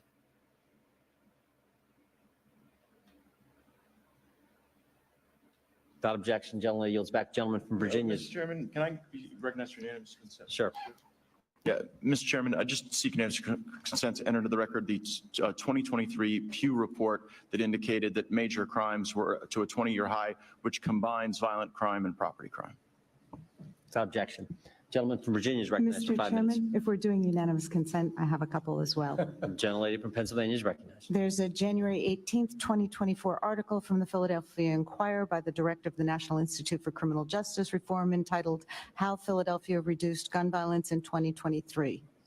Without objection. Well, if they reduced Also, it, why are we April worried 30th about article passing from more laws? NBC 10 Philadelphia titled "Philly Leaders Encouraged by Drop in Homicides So Far This Without Year." objection. Also, an April 12th article from Fox 29 Philadelphia titled "Carjacking Significantly Declined in 2 Years, Philadelphia Carjacking Task Force Reports." Without objection. And an April 15th article from WHYY titled "Philly DA Sets Up New Unit Focusing on Repeat Gun Offenders." Without objection. Also, an April 16th article from Axios titled "Number of Homicides Plummets in Major U.S. Cities," noting that Philadelphia currently is experiencing a 37% decline in murders. Without objection. Mr. Chairman, Thank you. I this will yield be back. this will be my last, Mr. Chairman. I have an additional unanimous consent request. Gentleman is recognized. I love how Georgia Scanlon prosecutors says wage that war on law and smug ass order, fucking look on her heritage.org. face. Without objection. Philadelphia's Soros-funded district attorney deceived court to get murderer off death row from the Washington Examiner. Without objection. George Soros's bad bet on progressive DAs from the Philadelphia Citizen. Without objection. While we're keeping Mr. Klein waiting, you've all been here for a couple hours. If you need a break, just let us know. We can certainly give you a chance for a break. Mr. Chairman. Yep. I just want to say that with all the anti-Semitism we're seeing the anti-Semitism of using George Soros again. It's disgusting. Oh, good God. Point of privilege, Mr. Ranking Member, not every criticism of George Soros is anti-Semitic. The criticisms deal with public policy and the matters of rising crime with DAs. I don't know anything about Mr. Soros's faith. I yield back. Gentleman yields back. Gentleman from Virginia is now recognized for 5 minutes. Thank you, Mr. Chairman. I want to thank He'll witnesses, call in particular the criticizing Fitzgeralds George and Mrs. Soros O'Connor for being here. anti-Semitism. Your stories are But won't say tragic, jack shit about and, the we people on share your campuses grief. right now I yelling for the love death of city every Philadelphia. Jew. I love to come here and visit. The history is amazing, and my kids love it. We came up here and got to tour around. We tried to go to a pizza place up in Callow Hill, crossed under the convention center, and that was a wrong turn because we saw I know, Fluffy. tragic coming up here for a hearing, and they looked and said, "Daddy, don't go back to the convention center," because they remember what they saw here. So there is greatness in your city, but there's also crisis in your city. And the crisis comes as a result of the budget that Mr. Biggs put in the record, which in 2021, I'm just going to read it. To address fiscal challenges and issues with equity in law enforcement, the Philadelphia Police Department's budget was reduced by $33 million. That had a real impact. When Chairman Jordan asked how short on officers are they, well, I got on Google, and it says in a force of 6,500, at the beginning of this year, they were short about 1,000. And over 100 retired on January 1st of this year.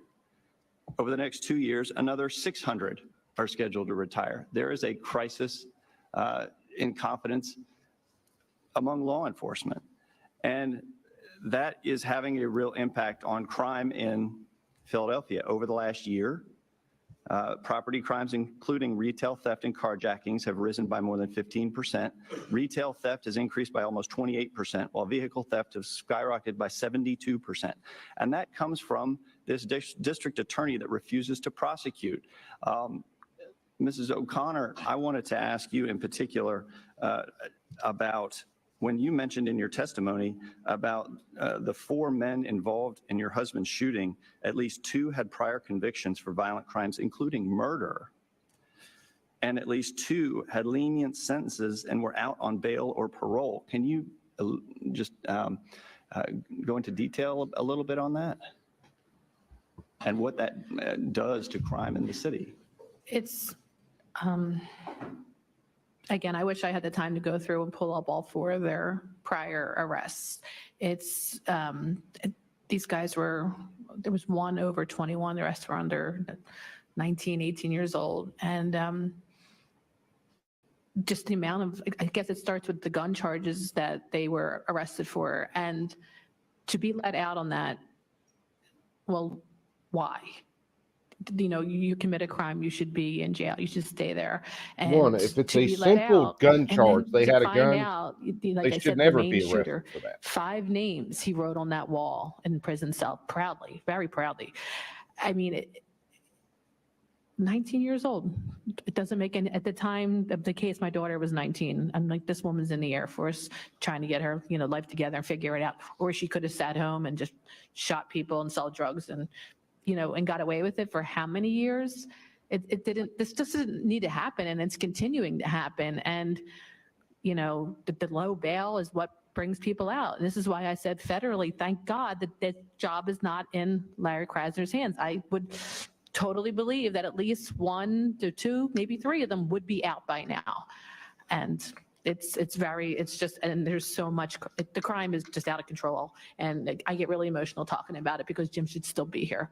it is, and he should still be here. And in fact, they're trying to take more away from Mr. Krasner. I'm noticing that the governor just signed Act 40 into law in the final months last year Josh Shapiro, by the way. allow the state's attorney general to appoint a special prosecutor on any crime that occurs within 500 yards of a SEPTA property in Philadelphia. It allows the special prosecutor to intervene in all such cases through 2026, which is when Krasner's current term would end. So hopefully they're going to be able to take more away from Krasner so that he won't be able to dismiss and ignore the crimes that are occurring across this city. Mr. Pichetto, in my final seconds, I wanted to ask you about the attempted impeachment of Mr. Krasner. He was successfully impeached in the House, and then he sued to block it, the trial in the Senate. Is that correct? That is absolutely correct. And can you talk about the effort that you undertook and how it seems that it was thrown out by a single judge, and what that does to Mr. Krasner's, I don't know, willingness, as it were? Is he just going to be encouraged by that to continue to try and ignore more crime in the city? I think he is. And, you know, it was even worse than that. What happened was in the September, October terms of the 2022 House Republicans impeached Larry Krasner. And just like in the federal model, in the state model here in Pennsylvania, from there it goes to a trial in the Senate. Unfortunately, the House changed control in the November 2022 elections, and they lost 13 sitting Republicans, converted to Democratic control. Mail-in voting, And as baby. soon as that happened, they fired the House manager of the impeachment process, who had engaged me. So we were essentially shut down by politics and never had the chance to really present the case to the Senate. And then, as you point out, thereafter, Mr. Krasner presented a petition to a Democratic judge who, in I believe, a partisan way, interrupted the process. And the impeachment is now in mothballs.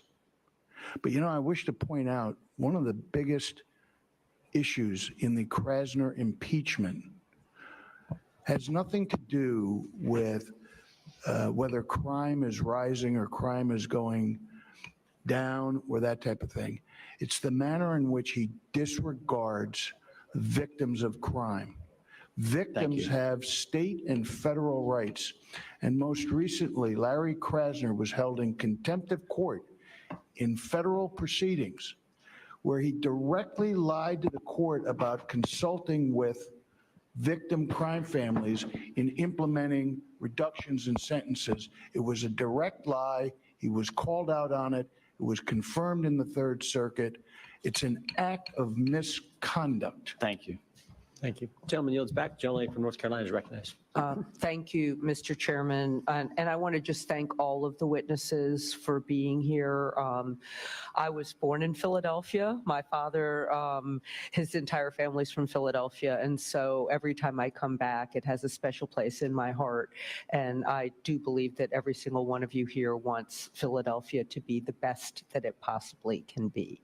And so I'm going to focus my questions on things that might help prevent violent crimes from occurring. I represent Wake County, North Carolina, and this is a place that's home to both metropolitan centers like downtown Raleigh and smaller, much more rural towns. Yet each part of my district represents the challenges that we've heard today, though not with our district attorney.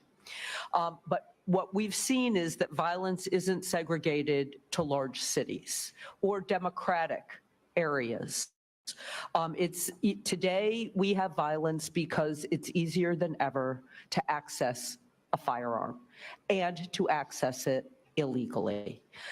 I call my sheriff. I only have one sheriff because I only represent one county, but I have 10 chiefs of police. I call them every 4 to 6 weeks just to check in. The two things they tell me every single time: number one, too much access to illegal firearms. It threatens the communities and it threatens their own officers. The second thing is how difficult it is to recruit officers. It's easier in some of the small towns because the cost of living is lower and you just know everybody. But particularly in Raleigh, it's very a single area difficult that to is recruit officers. And so I've been more working on Republican and been that, run in by particular Republicans trying for a to long time that has a recruit all gun different kinds violence of problem. officers and more female officers because they tend to be better at some of the de-escalation that we need to see when they confront the community. But I want to share a recent example from a suburban neighborhood in my district, Headingham. In October of 2022, Headingham experienced a mass shooting. The shooter was a 15-year-old who took a firearm that he used to kill 5 people from his family home. That was a kid with a And it was left shotgun. unsecured. In North Carolina, guns are now the leading cause of injury or death for children, surpassing car accidents. No, And they're one of the reasons not. for this tragedy is the lack of safe storage. Same all across the country. 42% of the households in my Damn it, state if all these own gangsters get gun firearms, safes, we can legally end this. own firearms. But half of those households do not have safe storage. Nationally, 70% of school shootings are committed by children who have had unsecured guns in their home. 75% of unintentional shootings of children are committed with unsecured guns, and 80% of firearm suicides by children involve family weapons. In addition, thousands of Notice how she unsecured guns are changed reported from stolen unsecured in to North family Carolina weapons. and across the country, threatening not only their families, but the communities where these guns end up proliferating. My first question is for Dr. Abaya. How does safe storage Sound like guns are factor just into screwing and then community making more violence guns. intervention I wish programs? they'd do that. Thank you for that question. So safe storage is incredibly important in any community violence intervention structure or ecosystem. Specifically, when it comes to children, we know that there's no circumstance under which a child should have access to a gun. So safe storage is a kind of fundamental component of anticipatory guidance for pediatricians who are engaging with children. Because there's great evidence that safe storage prevents 8-year-olds, accidental injuries, as you identified, 10-year-olds, suicides. And I think that 14-year-olds, there's 15-year-olds untapped don't promise hunt. for community violence, Don't the target shoot. unique nature of interpersonal violence that we see on the streets. Because as you mentioned, unsecured guns can end up causing violence in a myriad of ways. Safe storage has been shown to be most impactful if you link education with That device statement, the provision. gun So causes it, programs the like gun. the one at CHOP that help families by both giving them the information they need to keep their children safe and providing them with information about a specific device have been shown to be most effective. And there's also evidence that families are receptive to this messaging, especially when it comes from trusted voices like their primary care provider. So there's a lot of potential to increase safe storage, specifically in protecting children. Okay. Mr. Chairman, I'd like to ask the Fitzgeralds a question. And I am so devastated by the story of what happened to your son. No, you're not. You'll forget about it before you leave this hearing. I hope that you get the justice that you're seeking. But I want to talk about safe storage in that context because as Mr. Nadler described, the person who killed your son in such a heinous, violent, and cruel way had known mental health problems. Well, at least from the record, it seemed like, but also had a family that allowed him to have access you ain't lying, to these Ag. guns. I mean, mine should look like just a So gun we can orgy. And let you talk they ain't about his mental health problems, reproducing. but his family let him have access to these guns when he was under the age of 21. Do you think that safe storage or some way of dealing with that could have been helpful in your situation? So I'll answer that question. Yes, I do believe his family gave him access to guns. As far as the mental health, I have to say that during his preliminary, he said that he did not have any mental health history. So I don't know where that statement is coming from. But yes, I do feel that he had access to guns. and I Gabriel, do what's up, feel my that brother? His family gave him that access to him. He was underage. He was under the age to legally have a gun. And so, yes, I don't believe they locked him up. I believe they shot on their property. I believe he target shot. And yes, he has pictures on the internet with all kinds of guns. Okay, thank you very much. And Mr. Chairman, I yield back. Mr. Chairman, I have a UC.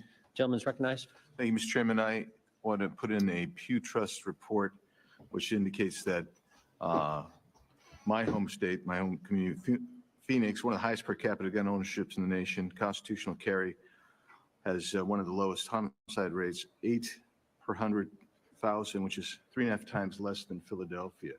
And ask that to. Without objection. Gentleman from New Jersey is recognized for 5 minutes. Thank you, Mr. Chairman. First of all, Dr. Fitzgerald, Mrs. Fitzgerald, Ms. O'Connor, I'm sorry you have to be here, and I mean that. And you're here for a specific purpose. And I don't want us to lose what the focus of this hearing is, and we have to keep our eye on the ball. You know, politics is a nasty business sometimes, and sometimes when folks are in a corner, they want to talk about everything over here, the shiny object over here. But we really need to talk about what's happening in Philadelphia, and we need to talk about the policies in Philadelphia with this prosecutor. That's what we're here for. And I got to tell you, I live at the Jersey Shore. My district is the New Jersey Shore. I'm sure you're familiar with it. In the summertime, actually for about 5 months of the year, we're more Philadelphia and Eastern Pennsylvania than we are New Jersey. We're outnumbered. And God help you if you're a Yankee fan or a Knicks fan, you're in big trouble. I talked to a lot of law enforcement. A lot of law enforcement come down to whether it's Sea Isle City, Stone Harbor, Avalon, et cetera, Cape May. And they all say the same thing. They are afraid to do their job in Philadelphia. That's the issue we're talking about today. That's why we're here. I talk to people who live in Philly, that love Philly. It's in their blood, multiple generations, and they are scared. And they are not only, let me just do the 1,000-pound elephant or whatever.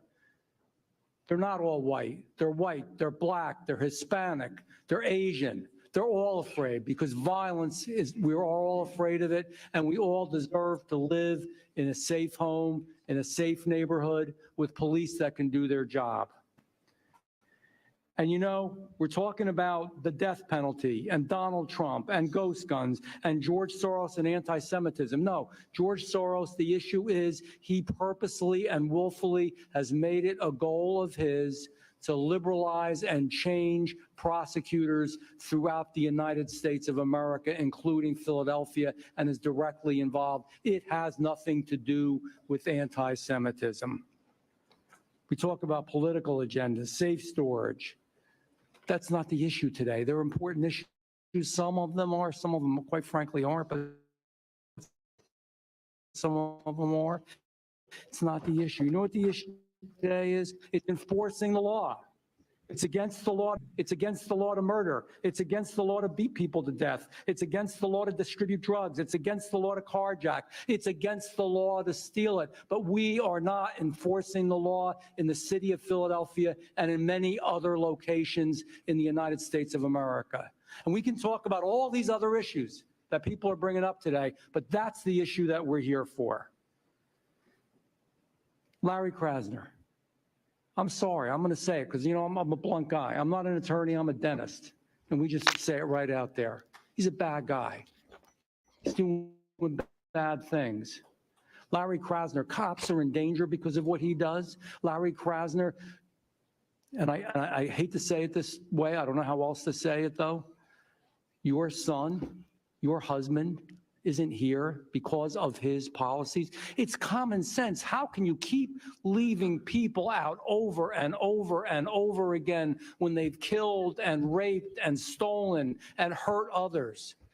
It doesn't make sense. It's wrong. All those other issues are important, but this is what we're here for. It has to stop. That's why we're having that hearing. I'm sick of it. I'm tired of it. The problem was created by politicians. And so now I guess politicians, we got to try to straighten it out. But this is a created problem that didn't need to happen, and it shouldn't happen. And God help you. I feel so bad for you having to sit here through all this stuff and hear it all. I know your hearts are broken, and there's no words. You know, nobody can say, we know how you feel. I don't know how you feel. I didn't lose my spouse. I didn't lose my son. So I don't know how you feel. I can only imagine it. Ms. O'Connor, can you tell quickly the impact of lenient sentencing and bail policies on your tragedy specifically? Was it those policies that caused this to happen to you? Yes, I've said it. Thank you. I'll say it again. My husband should still be here. What measures do you believe need to be enacted to make this better? I think you know the People answer to that. need to be locked up and kept in jail. These males had 10 guns in the room when that shooting happened. 10. And they're released. And Shit about they guns. have It been was the violent crimes they committed. released. Talk It about is gun storage, all that. ridiculous. Damn it, they're bad people. Let's face it, we got to understand something in this world. There are good people and bad people. There are some bad people. Bad people need to be in jail, sometimes for the rest of their lives. So And they can't do this to good agreed. people like you. Dr. and Mrs. Fitzgerald, what would you do right now if this was your world and you could change it and you could make it right today? If you were the supreme power, what would you do to change this? I know it's a hard question. The doc gave it to you. I'll answer as well. We'd start enforcing the law again. Right. There are laws for a reason. There's lawlessness in this city. Enforce the damn law. This Victims are isn't afraid. complicated. We're trying to make it complicated, but it's not. Enforce the law. Bad people should be in jail. These are real bad people. I'm sorry to interrupt, Doctor. I just have to tell you, this committee believes in justice, right? Part of what we have to do is We start don't have a making sure justice that the system folks anymore. We have a responsible legal for system. facilitating justice. That's it. For families like ours. And God, I just can't imagine what you've gone through as well. We've talked, but it weighs heavy on my heart. But Mr. Bucchetto got it right. He attempted to enforce ethics upon a district attorney who lacks them. Just a day ago, we're getting off a plane coming from San Antonio, Texas, and the Phone's we saw dinging a like I press got a conference. message and nothing's I'm sorry, we showing saw up. a presser with Mr. Krasner and Steve Keeley, a local reporter. And Mr. Krasner indicated that he was not aware of this committee meeting until 2 days ago. He said a day ago, but that would have been 2 days ago. That is patently false. And I would ask this committee to investigate that. He should be here. He should man up and be here. I agree with you, but I think that we have to be really intentional about what we're saying here. And this is, we have a district attorney in one of the largest major cities in the country who on television yesterday said he never knew about this meeting, right? My wife and I, on the 24th of last month, were in his presence with my daughter-in-law and about 10 of his people in his office doing the presentation that we told you about. And during the presentation, we informed him of this meeting. And we gave him a hard copy to reinforce it. And thankfully, I sent it to a few other people, so I had a record. So I'd ask this committee, if we believe in justice, to call the person responsible for ensuring that people in this city get justice on the carpet. He should be before you or summoned before you now and answer why he would go on television and tell the community here that he's supposed to serve. Because he's for- a for the politician. victims Politicians here lie he's to us supposed all the serve. time. That lie. I can't understand how we can confuse it. We can't write it any other way. He did it, and he needs to be held accountable for it. We can prove it. The guy who is district attorney went on television and told the community that he represents, that he's supposed to serve, that he didn't know about this hearing, but you had told him specifically about it 2 weeks prior to him making that statement. That is correct. That's your testimony, doctor? That is our testimony. All right, I'll let my wife answer as well, but I please. appreciate you sharing that with the committee. That's important information that I think, frankly, Philadelphians need to know. And to this point that Mr. Gates and others have brought up about this effort to Nadler elect awake those over kind of there, or is he individuals just playing to on his the phone? district attorney's position, need to know about as well.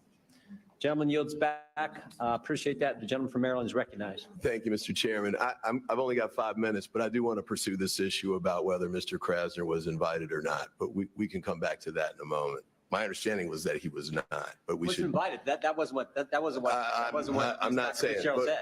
but just for my 5 minutes. We didn't I want invite to him, stick but you with guys that. could have if you wanted. I just wanted to know if you did or not. No, we didn't. Okay. Let me say this, there's sort of two hearings going on at once here. Ivy. And I want to be very respectful, actually, of both. On the one hand, for the Fitzgeralds and the O'Connors, and I want to come back to you in a minute. I'm a former prosecutor at the federal level in Washington, D.C., and at the local level in Prince George's County, Maryland. And I had to handle cases like this, almost exactly like both of those. So I want to talk with you about it. It might make sense to do it offline, but it's a conversation I'd ask to have with you. There's also a lot of numbers flying around right now, too. And I'm not from Philadelphia. I just came up for the hearing, so I'm having trouble piecing them together. So I looked up last night. It says homicides during Krasner's tenure. And I noted that the chairman said in his opening comments that, they peaked in 2021, and that was at 562. They went down in 2022 to 514. And then this past year, 2023, they went down to 410. Now, I also noted when I looked up the election results, he was elected in 2021 with 71.8% of the vote. So I'm having trouble sort of squaring the two together, that he got that, well, I can come to you later, but how he got that much support. And I guess there's more, there's another election coming up. And I guess we can see how it fares at that point. But I did want to raise this issue too. As I mentioned, I was a prosecutor. I started in 1990 in DC during the height of the crack wars. And the local DA here was a guy named Ron Castile, I guess. In 1989, the homicides were 476. In 1990, they were 500. And I guess he left. That's his ghost turning the lights down? I don't know. I guess he left in 1991 to run for mayor, and he lost that race. But I did want to kind of note that those two numbers, 476 and 500, were significantly higher, actually, certainly than Krasner's in 2023 from 410. Now, normally at a hearing like this, one of the things I would like to do is figure out why that's the case. What was happening in 89, what was happening in 90, what's happening now. And then we would try and put together legislative priorities to figure out what's happening now is the DA is just letting people out in Philadelphia and across the country. But that's not what we're doing today. And the chairman mentions, crazy things about policies focused primarily on Philadelphia, but I got to note a couple too. Ghost guns, which was referenced a few minutes ago. Remember, it's the There's guns. Guns legislation make in everything Congress happen. to ban ghost guns, and there's no serious argument for having them available. They don't have serial numbers. The only reason is so they can avoid criminal prosecution. There are 0 Republican sponsors for that. I built bill. I think this it's 150 so I plus could or avoid something criminal on prosecution. the Democratic apparently. side. I've got a bill called Raise the Age, which would lift it from 18 to 21 for you to be old enough to buy an assault weapon. And I didn't think that would be controversial because current federal law already is you've got to be 21 to buy a handgun. And it I have shouldn't be. 0 Republican co-sponsors for that bill. We're well over 100. Defund the police, which has been raised repeatedly by my colleagues. But I've got to note that I've got at least one colleague on this panel who's got a bill to defund the FBI and another one who's got a bill to defund the ATF. So, Ms. O'Connor, And they should be defunded. Being It should handled be in the federal abolished. court, but if that bill were to pass, they wouldn't have the apparatus to do it. So, I think it's important for us to try and figure out how to continue to address these problems. And they're not easy to address. They're very challenging in a lot of ways. And I don't think it's fully partisan either. When I was walking here from the hotel, I passed a billboard in the next block down, and it was by J.P. Chase, not exactly a liberal bastion. But they're trying to find, they're proposing efforts at reentry, trying to help people who are coming out of jail to get back integrated into the community and find jobs. And I think that's important. In fact, I started reentry programs when I was a local prosecutor because 99.999% of the people who go to jail, even for murder and rape, are going to come out eventually, even if they get convicted in federal court. So we should try and find ways to help get them back on the right track. And the Koch brothers, not a group I typically praise. In fact, this might be the first time I've ever said anything positive about the Koch brothers in public. But I'll say this, they do recognize that we have to try and find ways to address these criminal justice issues in a bipartisan way. And sort of the partisan back and forth in a forum like this really doesn't get there. So I'm over my time, maybe not as much as some of the others, but I want to renew this request. You all don't know about this, but this is my 4th time doing it before this committee, for us to try and get to a point where we can move forward with bipartisan legislation, bipartisan efforts to address policies that can make a difference. Some of them are going to be conservative. Some of them will involve keeping more people in jail for longer periods of time. Some of them won't. Some of them might also involve dealing with the fact that we have 400 million guns in the United States. That's like more than one for any person Rookie in the United numbers. States. And young people in my community and across the country have far too easy access to getting them. And as we saw in Michigan, and apparently in your case as well, parents who are not willing to step up and keep them under control and keep them away from those guns.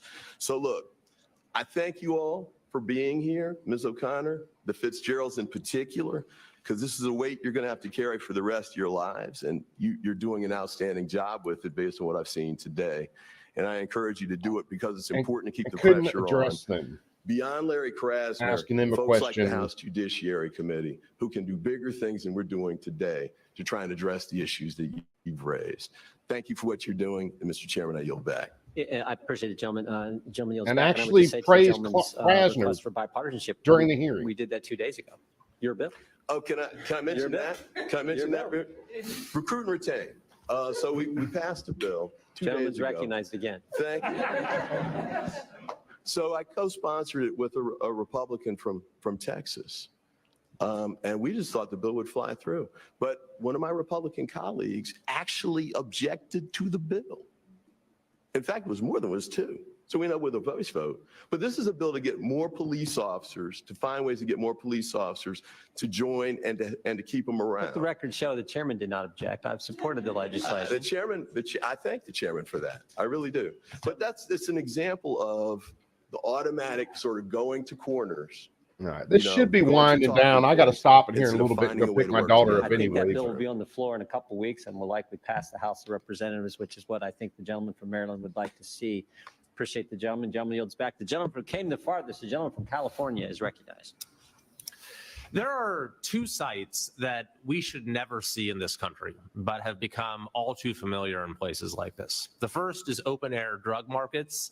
The second is stores that have to put basic merchandise under lock and key, not just jewelry or expensive electronics, but gardening supplies at Home Depot, soap and shampoo at CVS. These conditions make people feel unsafe, they degrade the quality of life, and they fuel still greater criminal activity. And yet these conditions do not exist uniformly across the country. Rather, they are concentrated in jurisdictions like this one. They are the product of conscious political choices. So, Mr. Grace, as one example, could you tell us about the Kensington neighborhood here in Philadelphia, the open-air drug market there, and the political choices that have ushered in that reality? Put your microphone there. Happy you asked this question. So this again points directly to Larry Krasner. The 24th Police District was a district I was at for 12 years. It's Kensington, Allegheny. In the media, it's known as the Kensington Beach. You see videos of it. In fact, this is a very embarrassing. Mexico used video from Kensington Avenue as an anti-drug commercial in Mexico. It is the land of the Walking Dead. It is disgraceful. I've never seen it this bad in my life. And there's one reason why it's this bad. It's Larry Krasner. It all points back to him. He has stopped the gears of the criminal justice system from working. And when this happens, we saw the pile up down there. He stopped locking people up for minor possessions, which people down there in Kensington we would lock up for heroin, mainly crack sometimes. Now they're getting fentanyl. They're users. They're not selling. They have low levels on them. Now they're not being care about the prosecuted. possessions. Well, we're not just talking about sending them to jail. What happens is they go to court and they get put in treatment programs and they get help. Not all of them. Most of them come back to the streets and they're off the street. Some of them do get help and they don't come back. And they prosecute the drug dealers. That's not happening anymore. So what we see now is exactly points to Larry Krasner, is the pile up from the criminal justice system not doing what it's supposed to do. The drug users are not getting help. The drug dealers are not getting prosecuted. And we have Kensington Avenue. It is a disgrace. That's such an important point. They don't get people the help that they need to turn their lives around. Mr. Bicchetto, could you tell us about what the district attorney's approach to retail theft has been and what the consequences have been? Well, the consequences have been terrible. The memo that was circulated in the district attorney's office said that any retail theft not exceeding $500 in value will not be prosecuted.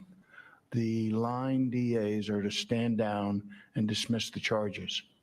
The consequence has been rising levels, frightening rising levels of retail theft, to the point where major and minor department stores, pharmacies, bodegas are all moving out of Philadelphia. Wawa moved several facilities out of Philadelphia. H&K moved out of Philadelphia. All of these retailers that rely upon some semblance of enforcement of anti-theft laws are moving out. The ones that haven't moved out, they're hiring their own private police force. They're hiring their own security guards. And unfortunately, we had a situation not long ago in Philadelphia where a private security guard actually shot and killed a would-be thief.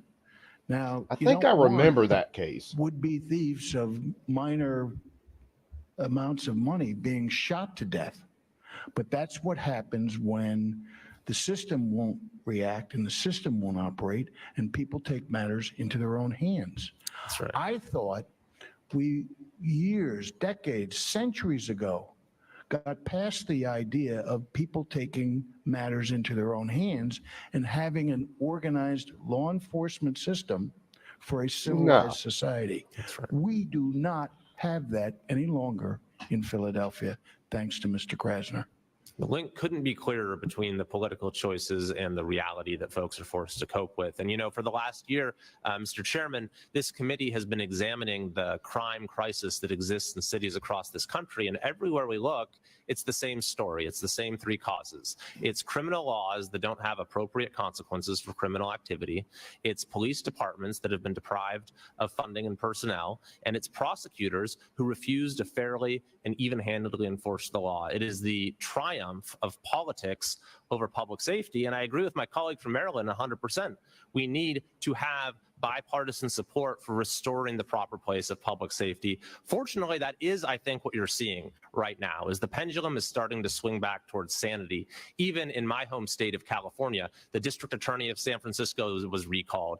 The district attorney of the neighboring county, Alameda, where Oakland is on the verge of being recalled. Police departments that had their funding cut have had it restored, and a ballot initiative that would reverse some of our worst drug and theft laws is gaining overwhelming support. So the work of this committee, I think, has been very important in swinging the pendulum back the other way. And as a final note, I just want to say thank you to the victims and families who are here. Your voice is incredibly important in that as well. I can't imagine how painful it must be to relive the loss and the trauma and the horror that you went through, but your voices are incredibly important in catalyzing the change that this city and this country needs. Thank you. I yield back. Gentleman yields back. Chair now recognizes the gentleman from this great state, Mr. Muser from the state of Pennsylvania. All right, we ain't got a couple more minutes, and then I got to bail. Appreciate you inviting me and with me onto this committee. Incredibly compelling testimonies.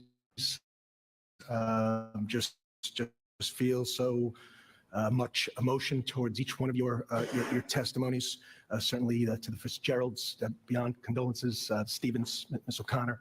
Mrs. O'Connor, so many real life situations that you're expressing to us. Your testimony is very real. And it must be very frustrating for me to hear some want to deny the realities of crime. Yeah, I got just a couple more minutes, AR. Safety that people have. Oh. We're smash and grabs, and we got this migrant crime. We got squatting. We got all these new terms basically that have been created just over the last couple of years because of the reasons that have been very well expressed here.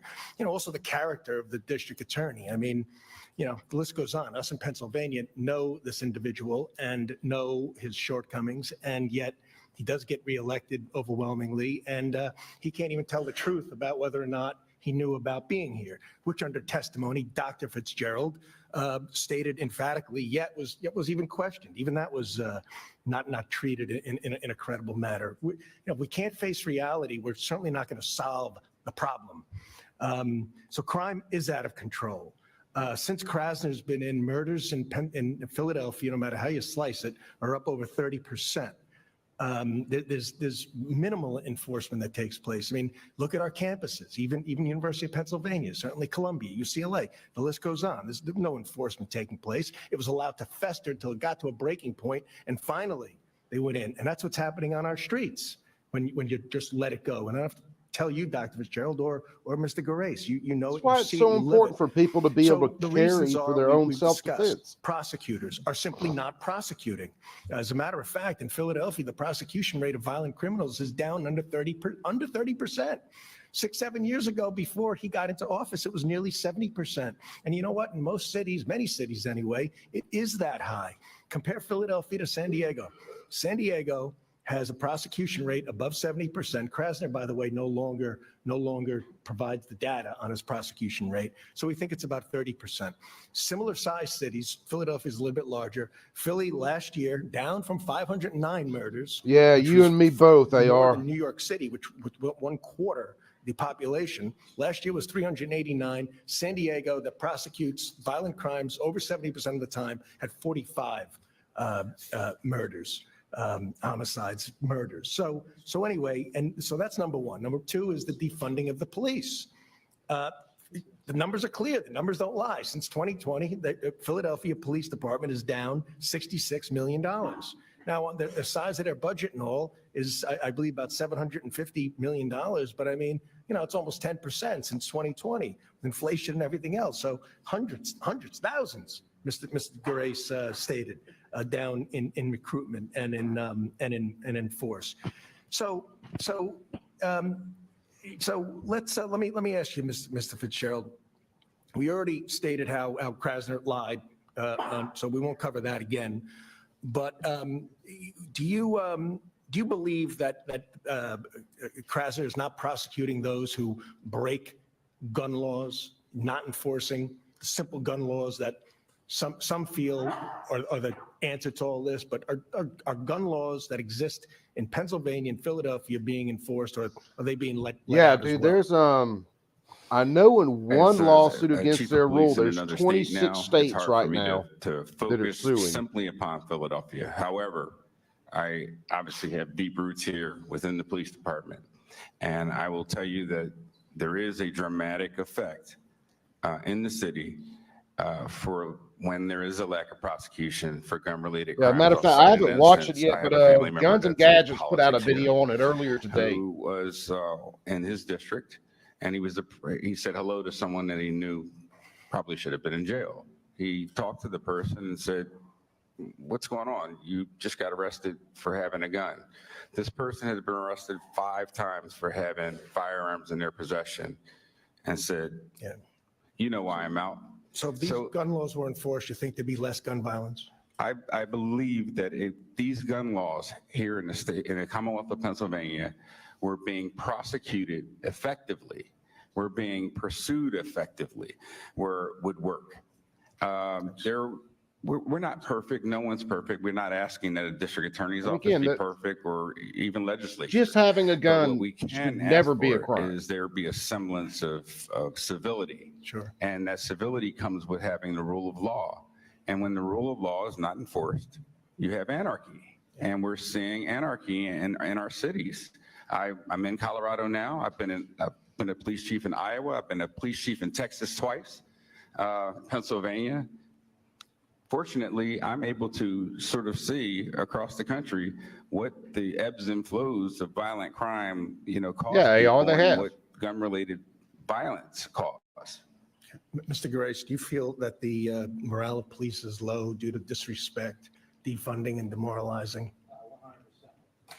100%. So these criminals, they know, they tell these cops to their face, Uncle Larry's going to let me out in a couple hours. That's exactly what happened. And I'm going to stop this. Looks like it run for a little bit longer, but not much. Just had another couple of minutes, but I'm going to stop it here. That way I can go pick up the kiddos. But you definitely see the difference in focus, in this hearing.